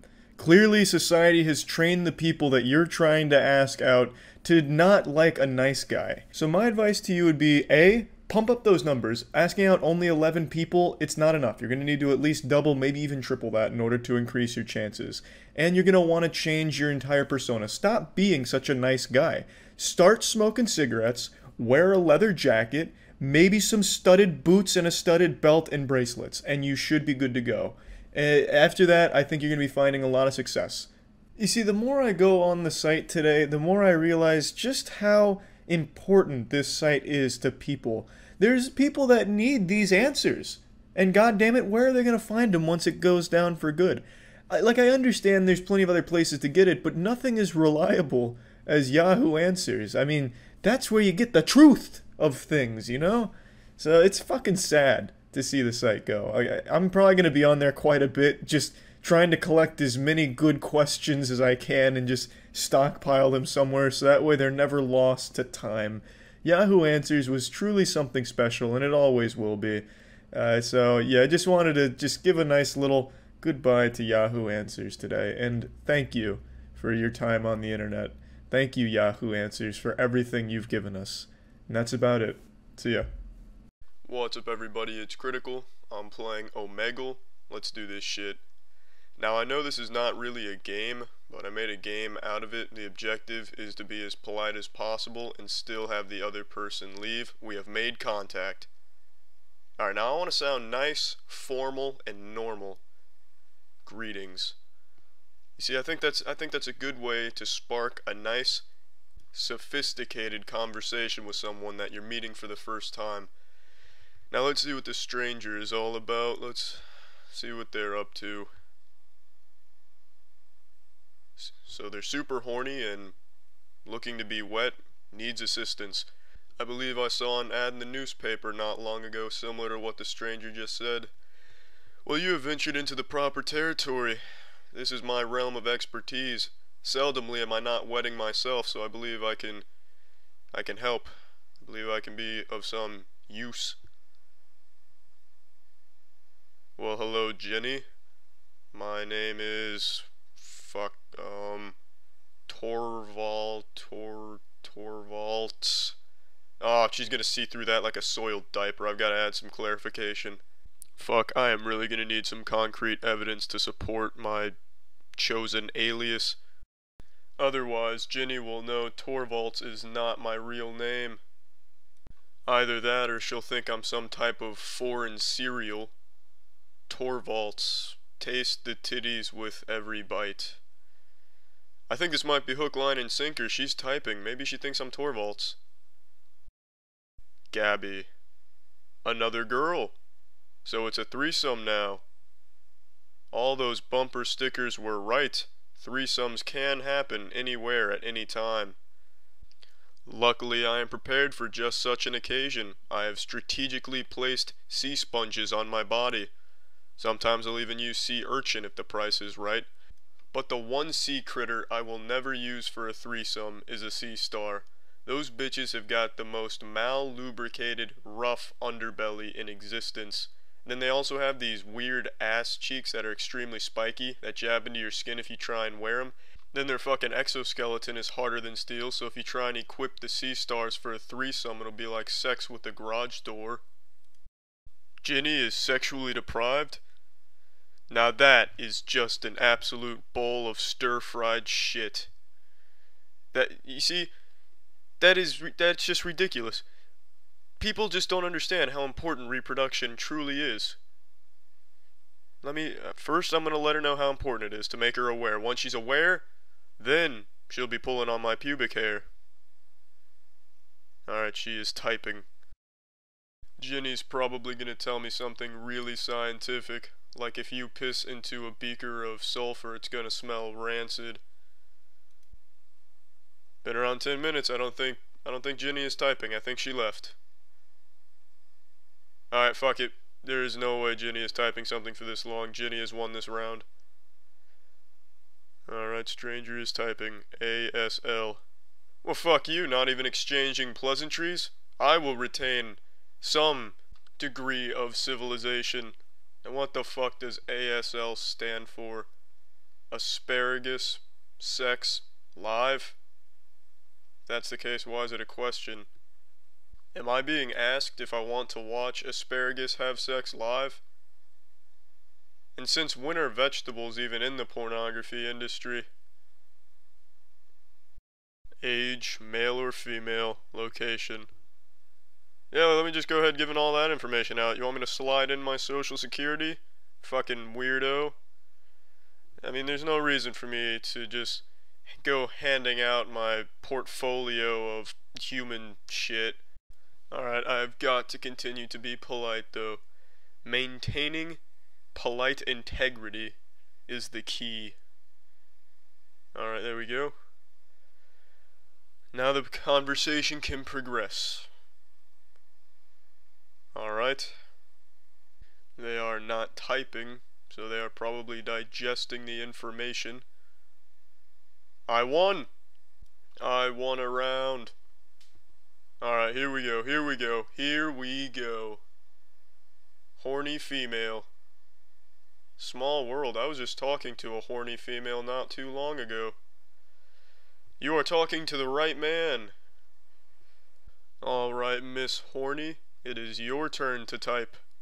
I'll bet she's pressing the keys on her keyboard with her nipples because she is that horny. Hello, do you have a fuck is that? Is that like an ancient cave painting? Or does that say Volvo, maybe? Is she asking if I drive a Volvo? I don't drive a Volvo. And, you know, fuck it, I'm not even gonna apologize for not driving a Volvo. I don't want to drive a Volvo. I like my car. There. Hopefully I deciphered that fucking enigma. Alright, she's typing. Alright. Waiting for her to respond. Do you like to talk dirty? Do I like to talk dirty? Is that even a question? That's like asking a telephone if it likes ears. Let me show her just how dirty I like to talk. You are now entering the dirty zone. Fuck, I spelled separate wrong. There we go. Alright, here we go. She has just opened the Pandora's box of dirty. There it is. Is that dirty enough? Does that meet the dirty criteria? She hasn't even started typing yet. Perhaps it was too dirty. I think they bit off more than they could chew. Alright, it's been about 8 minutes and they haven't even started typing yet, so I'm going to go ahead and assume they left, which means I have won the match. Well, that's the end of this video. Remember to rate the video, comment the video, and subscribe if you want to see videos similar to this one. See ya. What's up everybody, it's Critical, professional reptile psychologist, and it's time I take my expertise right back to Yahoo Answers and see how many people I can help out here today. Alright, so my original intention was to go to the beauty and style section and help out in that aspect. However, going there is nothing but people posting pictures of their titties, pussies, and wieners and asking us to rate them, so I'm just going to explore a lot of different categories this time around. Do you have big, beautiful T-ides? I don't know if he's referring to some type of ancient philosopher in this question, T-ides, or if he's just asking if I have big breasts. Would it be easier to walk on one leg or 3 legs? I'm sick of having 2 legs and was wondering if I should get rid of a leg or add a leg to my body. I didn't know Mr. Potato Head posted on the Yahoo Answers forum here. Man could just fucking snap off a leg or put one on. Honestly, I think it'd probably be easier with 3 legs. I don't know, you'd look like some type of weird spore creation, but it probably would be easier. Can I shove a football into my butt? You can shove anything into your butt, as long as you're committed to the art.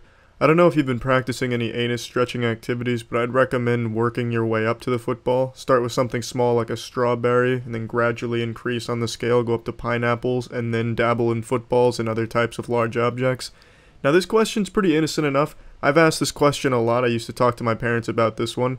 But for some reason, one Yahoo Answers poster, this was a straw that broke the camel's back here, they just fucking exploded. Fuck you, Yahoo Answers. I hope you puke your stomach inside out and die from choking on this piece of shit site. This must have brought up some bad memories for this person. They came on here for some real questions where they could offer some real knowledge and help real people, not come on here and talk about footballs and assholes. Did Jesus ever suck dick for meth or food stamps? Really asking the hard-hitting questions here. It's never really been directly addressed in any of the testaments, so I guess it's open for interpretation. I don't think he'd suck dick for meth, though. It was simpler times back then. Meth was plentiful. They grew it on their farms and they had it in their classrooms. If you wanted meth, you could simply ask for it. There'd be no need to suck some penis for it. But then again, I'm not a religious expert here, so maybe he did. Maybe he was just like people today, who start sucking dick for meth or food stamps, but then they keep sucking dick just for the love of the sport. My husband keeps buying porn. He spends hundreds of dollars on porn, and this has been going on for 6 months now.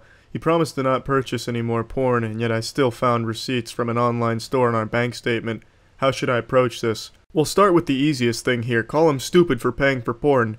Are you dating a fucking Neanderthal? Who's paying for porn these days? Dump this homunculus. You kidding me? Goodness gracious, did I time travel back to 2003? Paying for porn, you got me fucked up.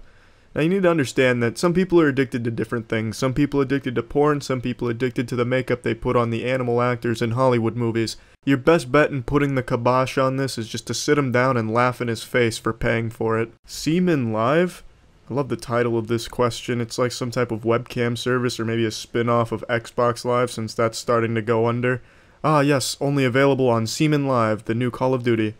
If I put fresh NRE semen, which is alive, came straight from my penis, and put it in the fridge, not freezer, how long would the sperm live? I'm not and never going to do that. I just want to know how long they live. Thanks. Yeah, I'm sure you're never gonna do that. Just like I never did it. Truthfully, I don't know how long they'll live. It's not like it's a food you'd buy at a grocery store with a Best Buy date. I guess you just have to eyeball it and see. I think I've given enough helpful advice on here today.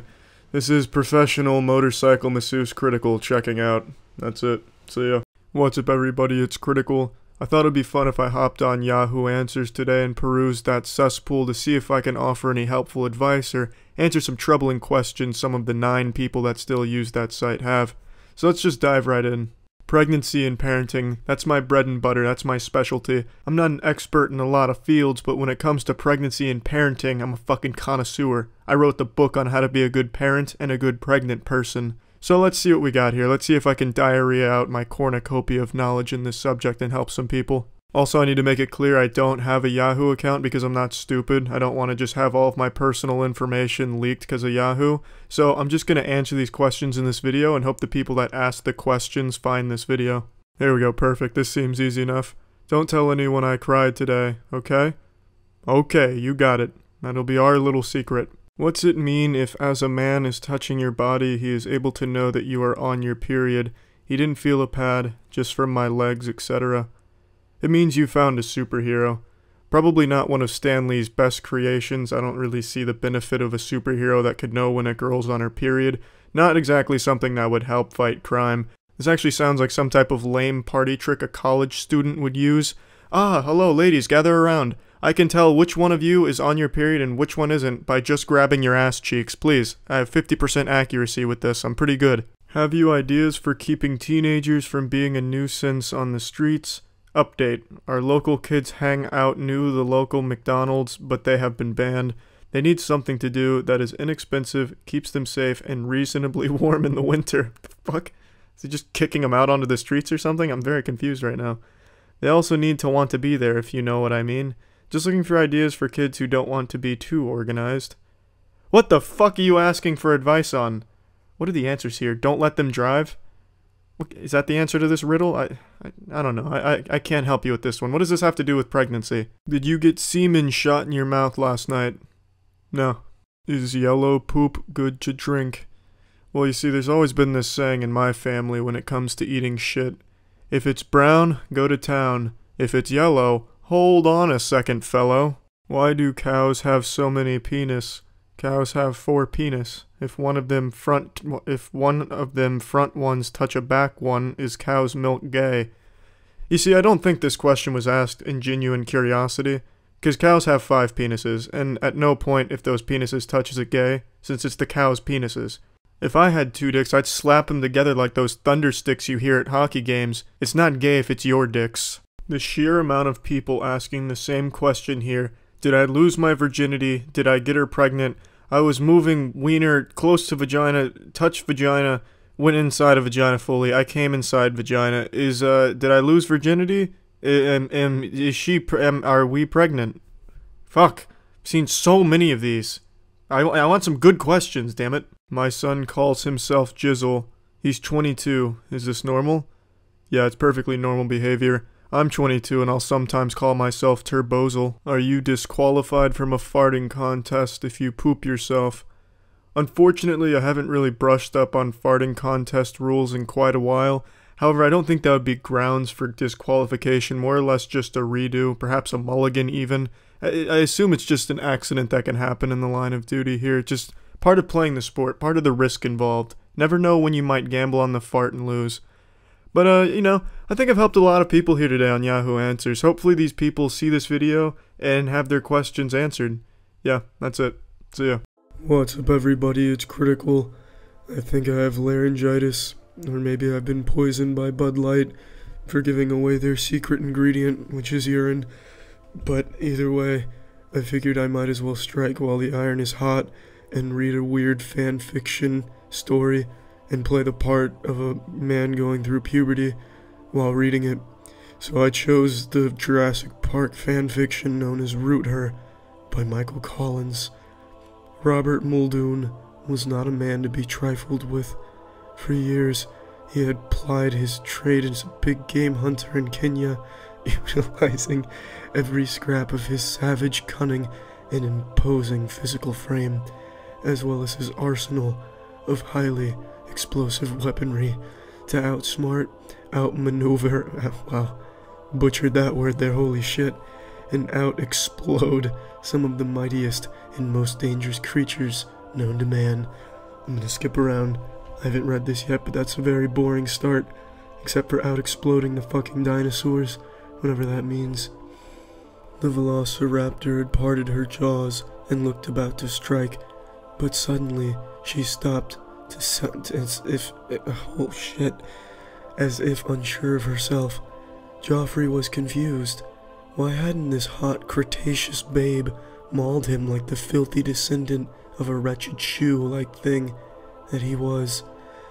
Why was he not being lovingly absorbed by the digestive system of this perfect, carrion-scented Aphrodite? Almost as if he dared not speculate, he glanced up at her, still expecting the final strike that would end his sexually confused mammalian existence, and saw at once that it would not come. Her eyes were still marked by a ferocious hunger, but it was not for shredded meat she seemed to savor.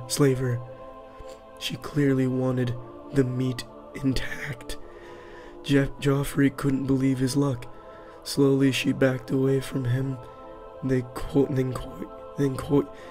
Wow, I'm really fucking struggling on this word. Then coyly turned around so her bird-like hips were on full display, mere inches from his face. From this angle he could see her smooth, hairless slit. As he began to drool, she started to shake her hips from side to side seductively, and my laptop just got a blue screen for absolutely no reason. Wow, my laptop was so disgusted at me for reading this story, it fucking self-destructed. I'll deal with that another time. For now I have to see how this sexual renaissance of sorts will unfold. Where was I?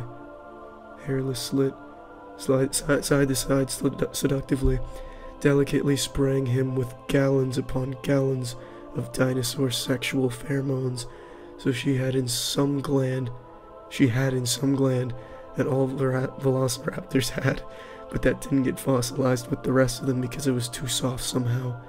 Cautiously at first, lest he somehow alarm her or turn her off, Joffrey began to lightly rub the area around her velocigina.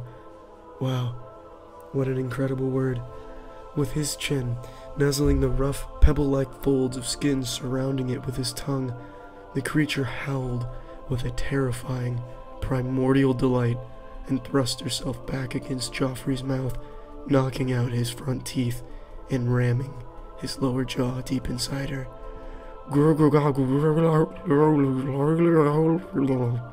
Joffrey whispered seductively as he continued to work his magic on her with his mouth parts, delicately teasing her harsh, sandpaper-like clitoris as he did so.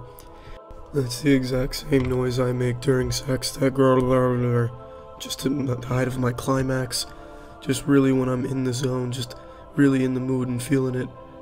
It's a really good strategy. I'd recommend implementing it into your coitus adventures.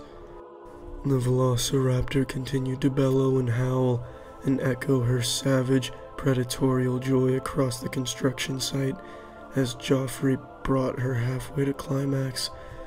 With one exaggerated movement, she threw her hips violently to one side, dislodging Joffrey's lower jaw from her deep hot minge and hammering against the side of the cage. Winded, he collapsed to the floor, his face a brutal-looking mess of blood, bone, flesh, dinosaur sex pheromones, and primeval vaginal juices. The velociraptor was a merciless predator, but she was not a selfish lover. It was time to reciprocate. As Joffrey lay battered on the cage floor, barely able to move, she approached him and lightly rested her perfectly shaped foot on his crotch. Even though his dislocated muscle, she could feel the bulge. She grinned, as all velociraptors are pretty much forced to do because of their bone structure, and with one deft flick of her curved toe claw, she tore through the lining of his pants and exposed his engorged, throbbing member. Joffrey mumbled with ecstasy through his maimed features as the creature appraised him. She was mildly disappointed at the lack of insemination barbs on his manhood, but she had come too far now. Invested too much time to stop the process this close to completion. It's like some type of fucking ritual. Man, sex with dinosaurs must be some type of ceremonial adventure. Wrapping her tail around his waist, she pulled him to his feet and slammed herself against his erect cock, moaning wickedly as it pushed apart the sides of her opening and entered her. Little bubbles of pleasure formed in the red-black foam on Joffrey's mouth as she forced herself further back, taking him deep inside her. On top of the cage, I don't care about this weird man filming them. There, the velociraptor was grinding and bucking back against Joffrey with terrifying savagery now, and she could feel the warmth beginning to build up in her nether regions as his rod-hard dick slammed in and out of her orifice. Fervently, she rocked against the side of the cage, ignoring any water. This is just too hot and steamy.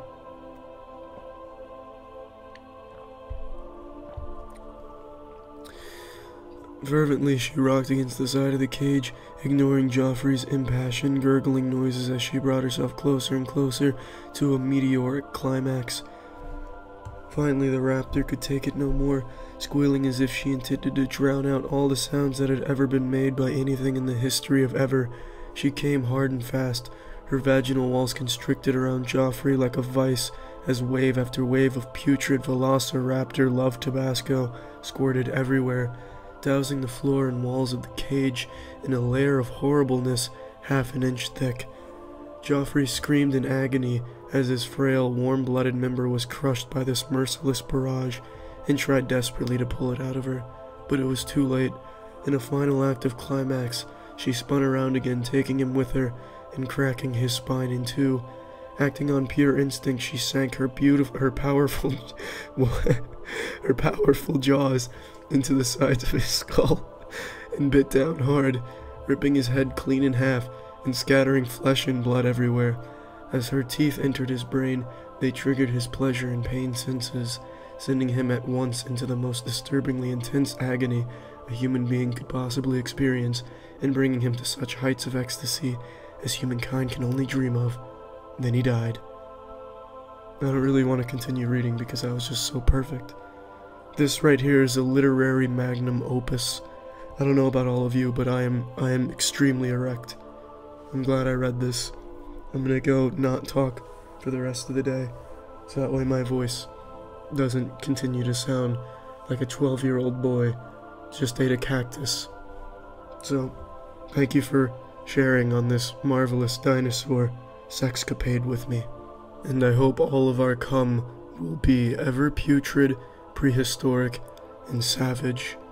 Alright, see ya. What's up everybody, it's Critical. I'm feeling extremely horny, so I think I'm gonna hop on my premier source for meat-beaten materials, fanfiction.net. But this time I'm gonna mix it up. No more going to the mummy section and just reading the poorly written fanfiction there.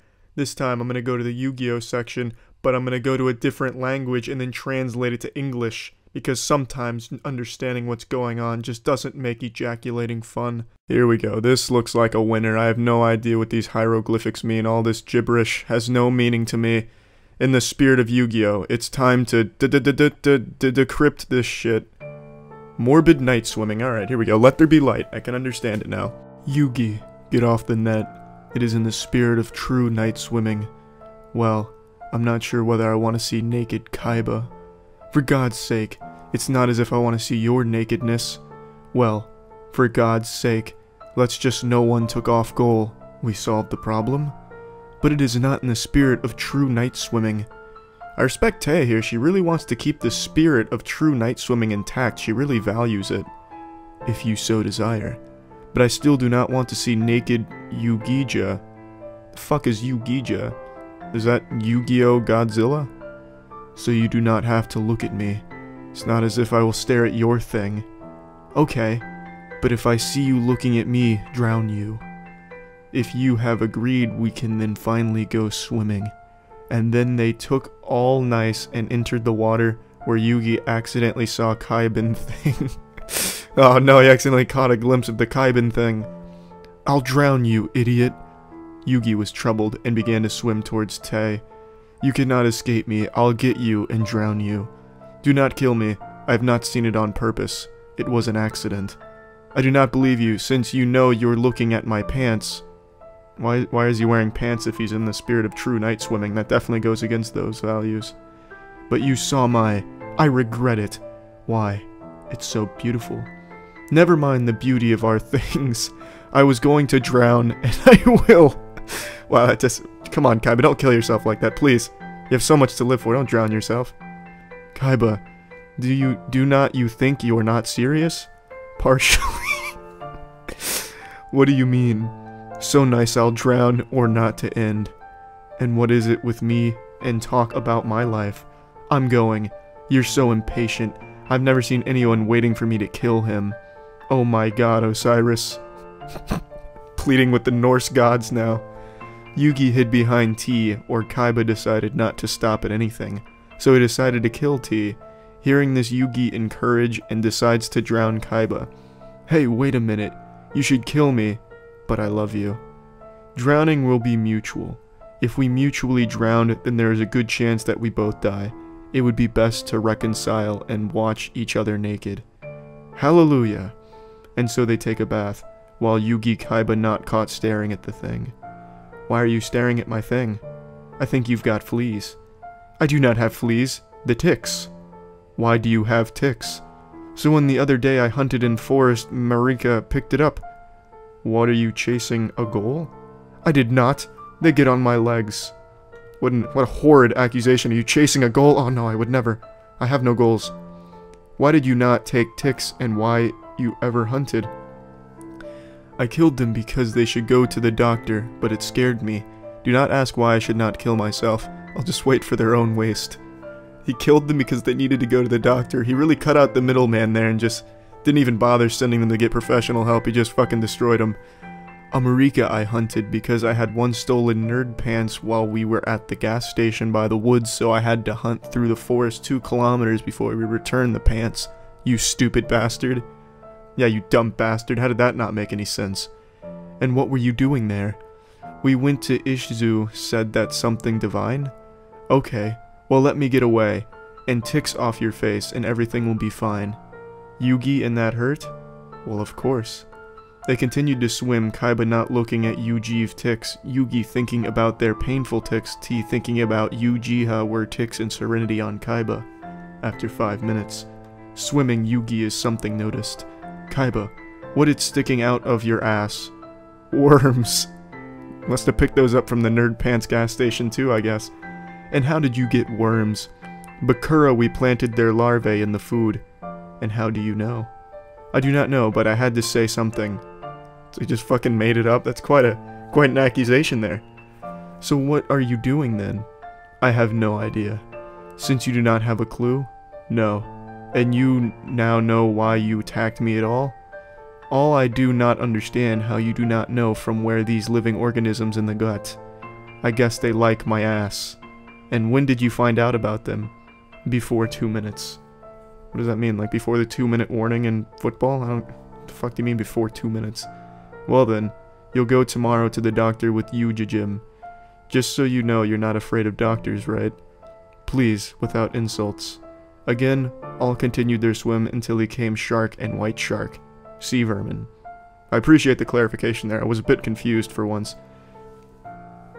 Then the sea vermin Cabrin bit off his leg. See, Kaiba, this is your foot in his mouth. What? Oh well, Kaiba, calm down. I promise to pay you back leg.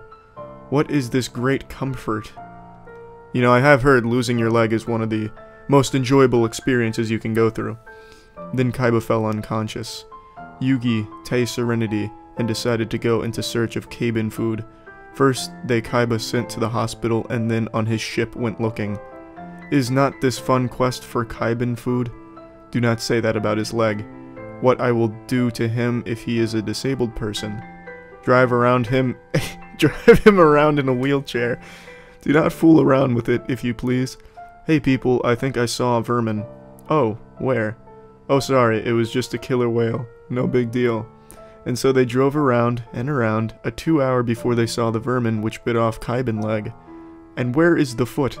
Obviously eaten. Let's hope it is not chewed. Oh god. Please do not chewed because it would serenity with disabilities, Kaiba. Exactly. My thoughts, you know, I agree with that too. That really hit the nail on the head. Now I get it.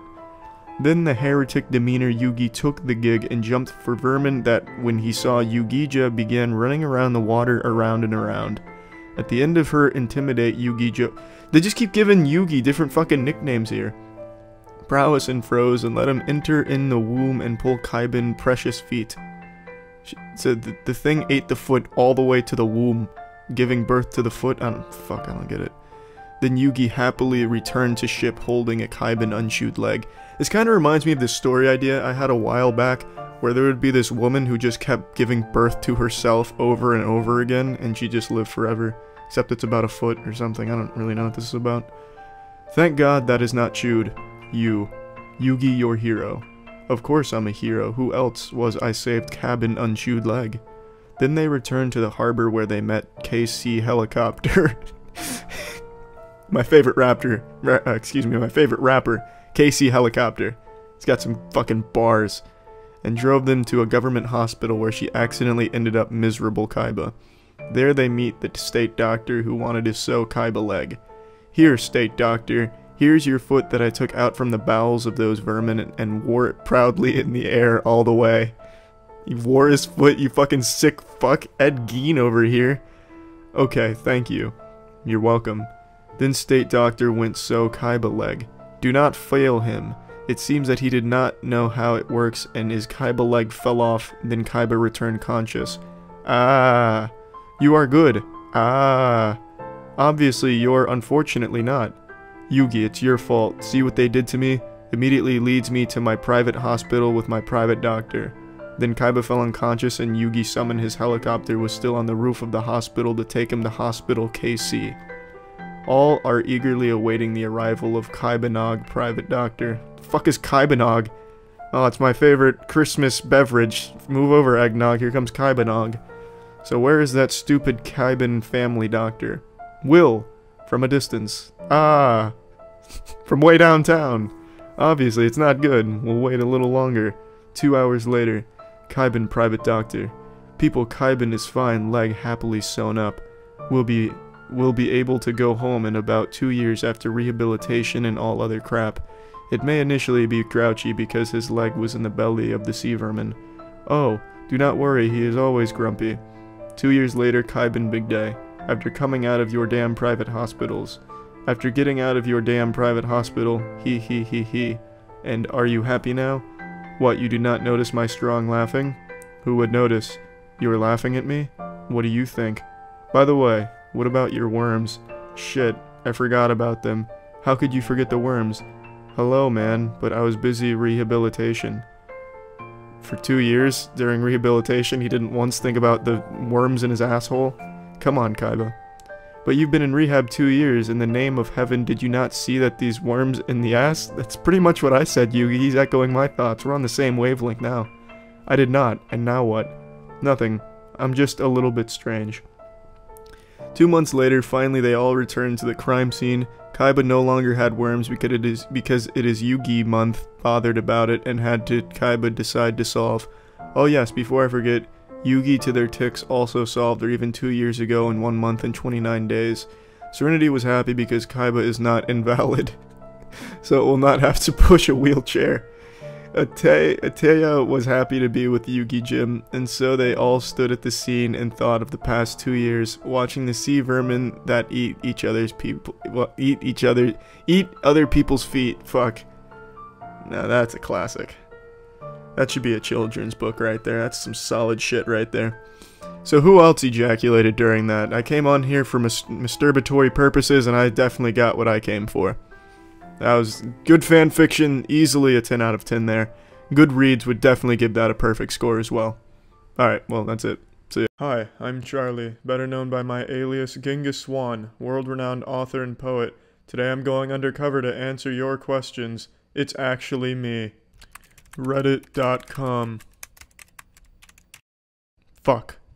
I hate this goddamn elementary school thinking exercise. I don't want to be a part of this corrupt system, a slave to the neural network here training the AI, but I have no choice.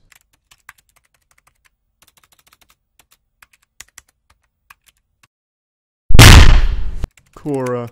I always hated this website because it used to give me the wrong answers to my homework when I was in college, but here I am to answer questions on Avatar, The Legend of Korra. Genghis Khan. Who's that imposter? I don't know if he's gay. Facebook. Twitter.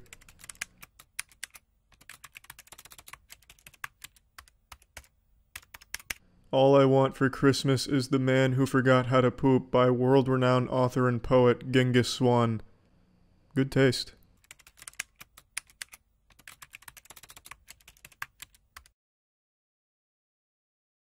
Boy oh boy, this was a lot of fun. This is Genghis Swan, and this is actually me.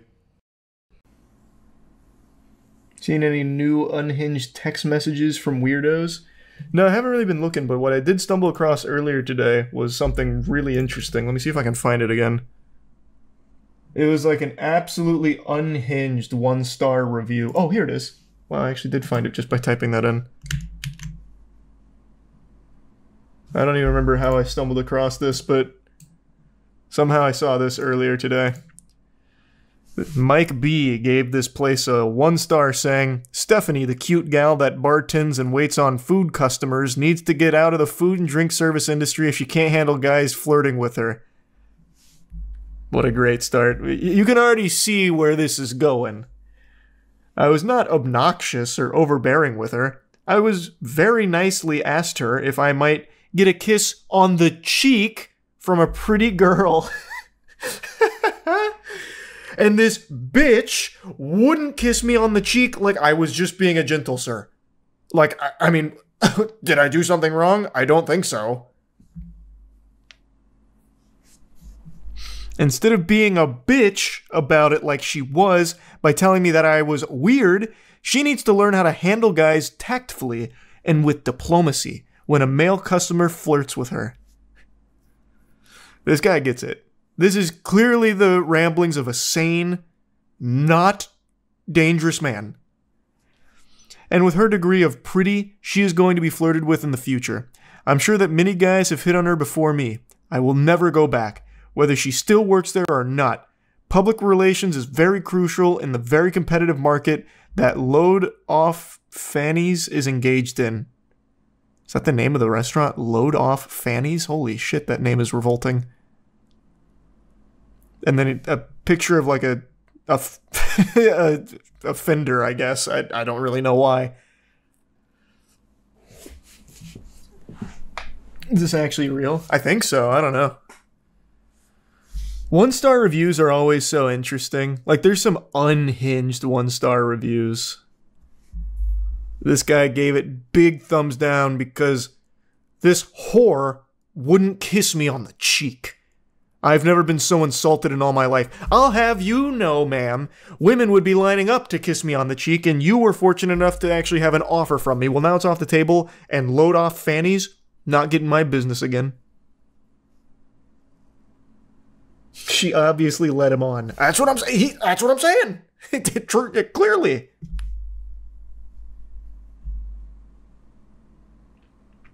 He also looks like the kind of guy that goes around and calls women toots.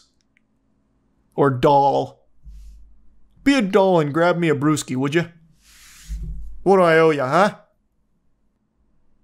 Bro actually said she needs to take a little casual harassment. It's not casual harassment, it's casual flirting. Very classy flirting, mind you. And she needs to learn how to be tactful and diplomatic about it. And they say chivalry's dead. He wrote this at 4 a.m. Bro was losing sleep over this. Oh, you're right. I actually tried to find Mike B on Yelp just to see if I could find some other reviews of his. I just had this suspicion that he probably leaves a 1-star review anytime a woman turns down his advances. I'll never be going back to Bed Bath & Beyond because the bitch at the cash register refused to suck my dick. I thought it was a free country. Favorite thing to do is look at random fast food restaurant reviews, sort by lowest, and see crazy food reviews. Yeah, I actually did a little of that earlier today, but I didn't see anything too crazy. This tried to get me, well, this almost got me down a rabbit hole. Yelp reviews for strip clubs are wild. Wait, they got Yelp reviews for strip clubs? Wait a minute, that's a game changer. Hold on. I'm going in. Let me see what I can find.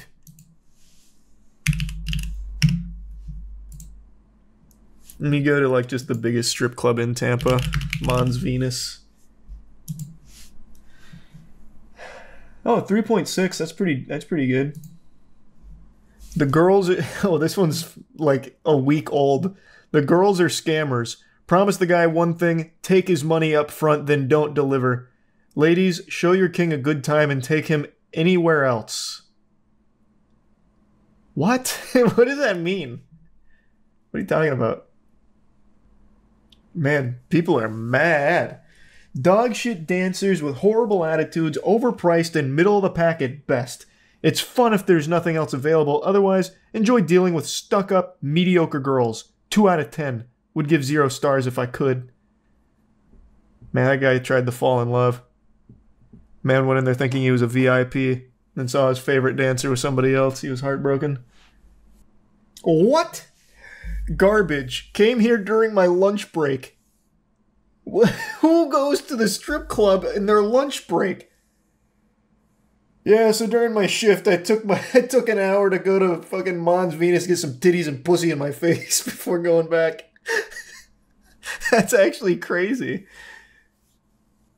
I do normal behavior? No shot. Maybe like a titty bar or something, but this is like a full butthole pussy in your face kind of place.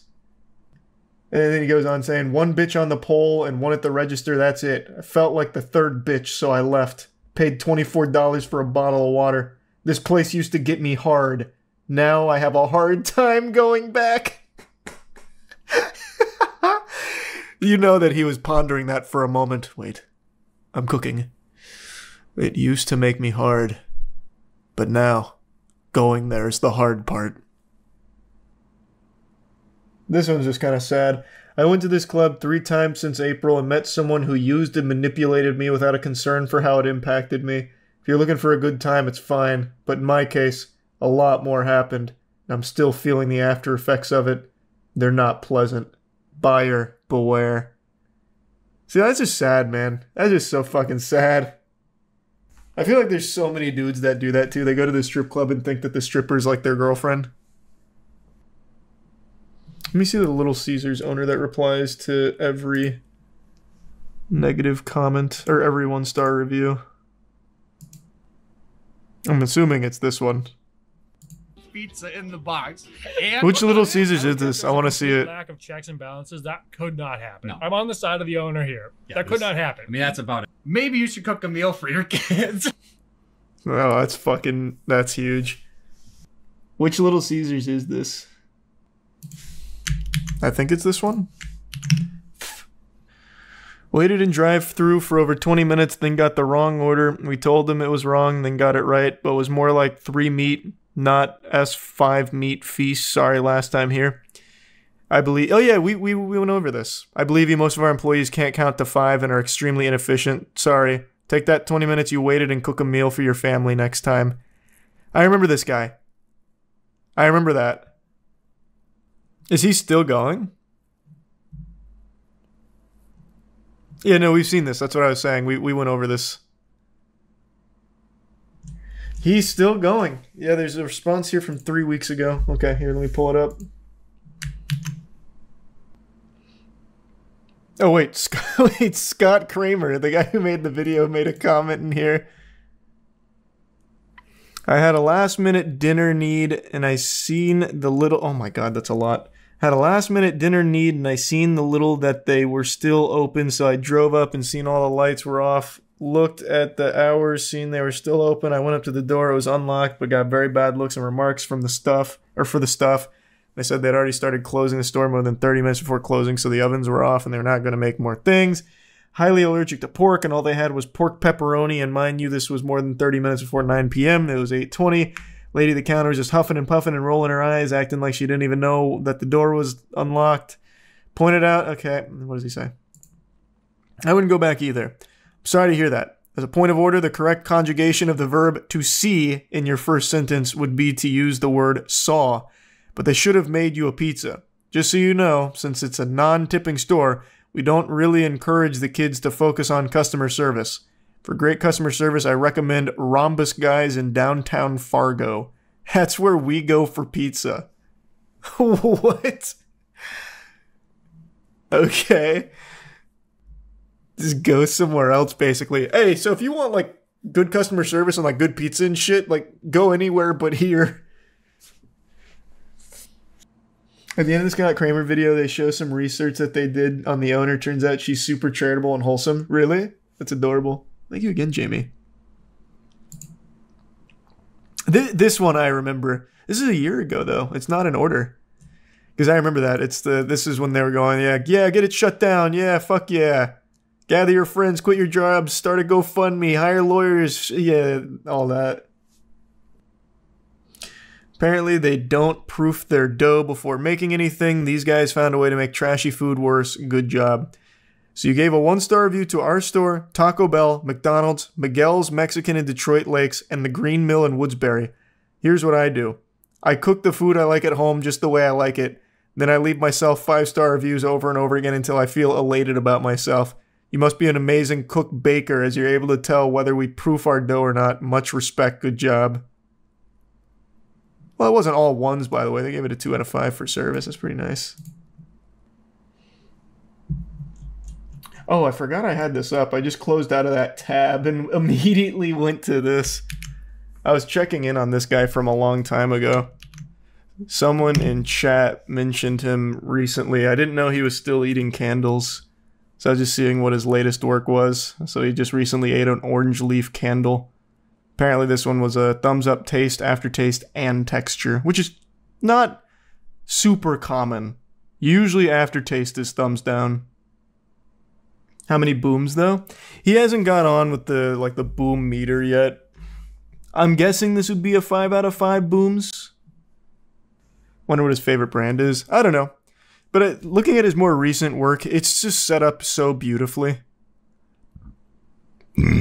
Like, this is a Renaissance painting, man. This looks like from those old magazines where you have to, like, spot the difference between two pictures, and it's just, like, the most surreal shit. It's AI? Is it? I didn't look super closely, but it doesn't seem like it is. Like, all the planters are spelled correctly. There's no, like, discrepancies. He just has a lot of shit. Yeah. It's just very interesting.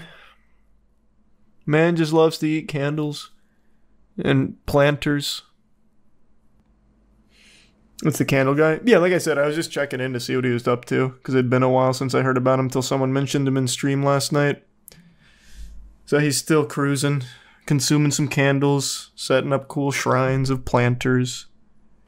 Yeah, I know about the Waffle House method. Got into a huge argument with chat about the Waffle House method, actually. That's actually OG. For those that don't know, Waffle House has their own method. I don't know if they still do it, but they had their own method for how they keep track of orders, and it's the most convoluted, most counterintuitive, nonsensical garbage ever. So what you would do is you'd stack things in certain ways. So you'd put like a syrup packet horizontal at 12 o'clock on the plate, and that would signal that someone wanted a plain waffle. But if you tilt that same syrup packet vertically at 12 o'clock on the plate, it means they wanted like a different kind of waffle. Or if you put like a ketchup packet next to the syrup packet at 12 o'clock, it meant they wanted some eggs. Like, it's super stupid. And people were trying to argue with me that somehow that's more efficient than just writing down the order. That's what causes all the fights. Yeah. Yeah. Meat Canyon did a video on it. Did Papa Meat cover it? Oh yeah, it looks like he did. I didn't see him do that. But yeah, it's actual fucking absurdity.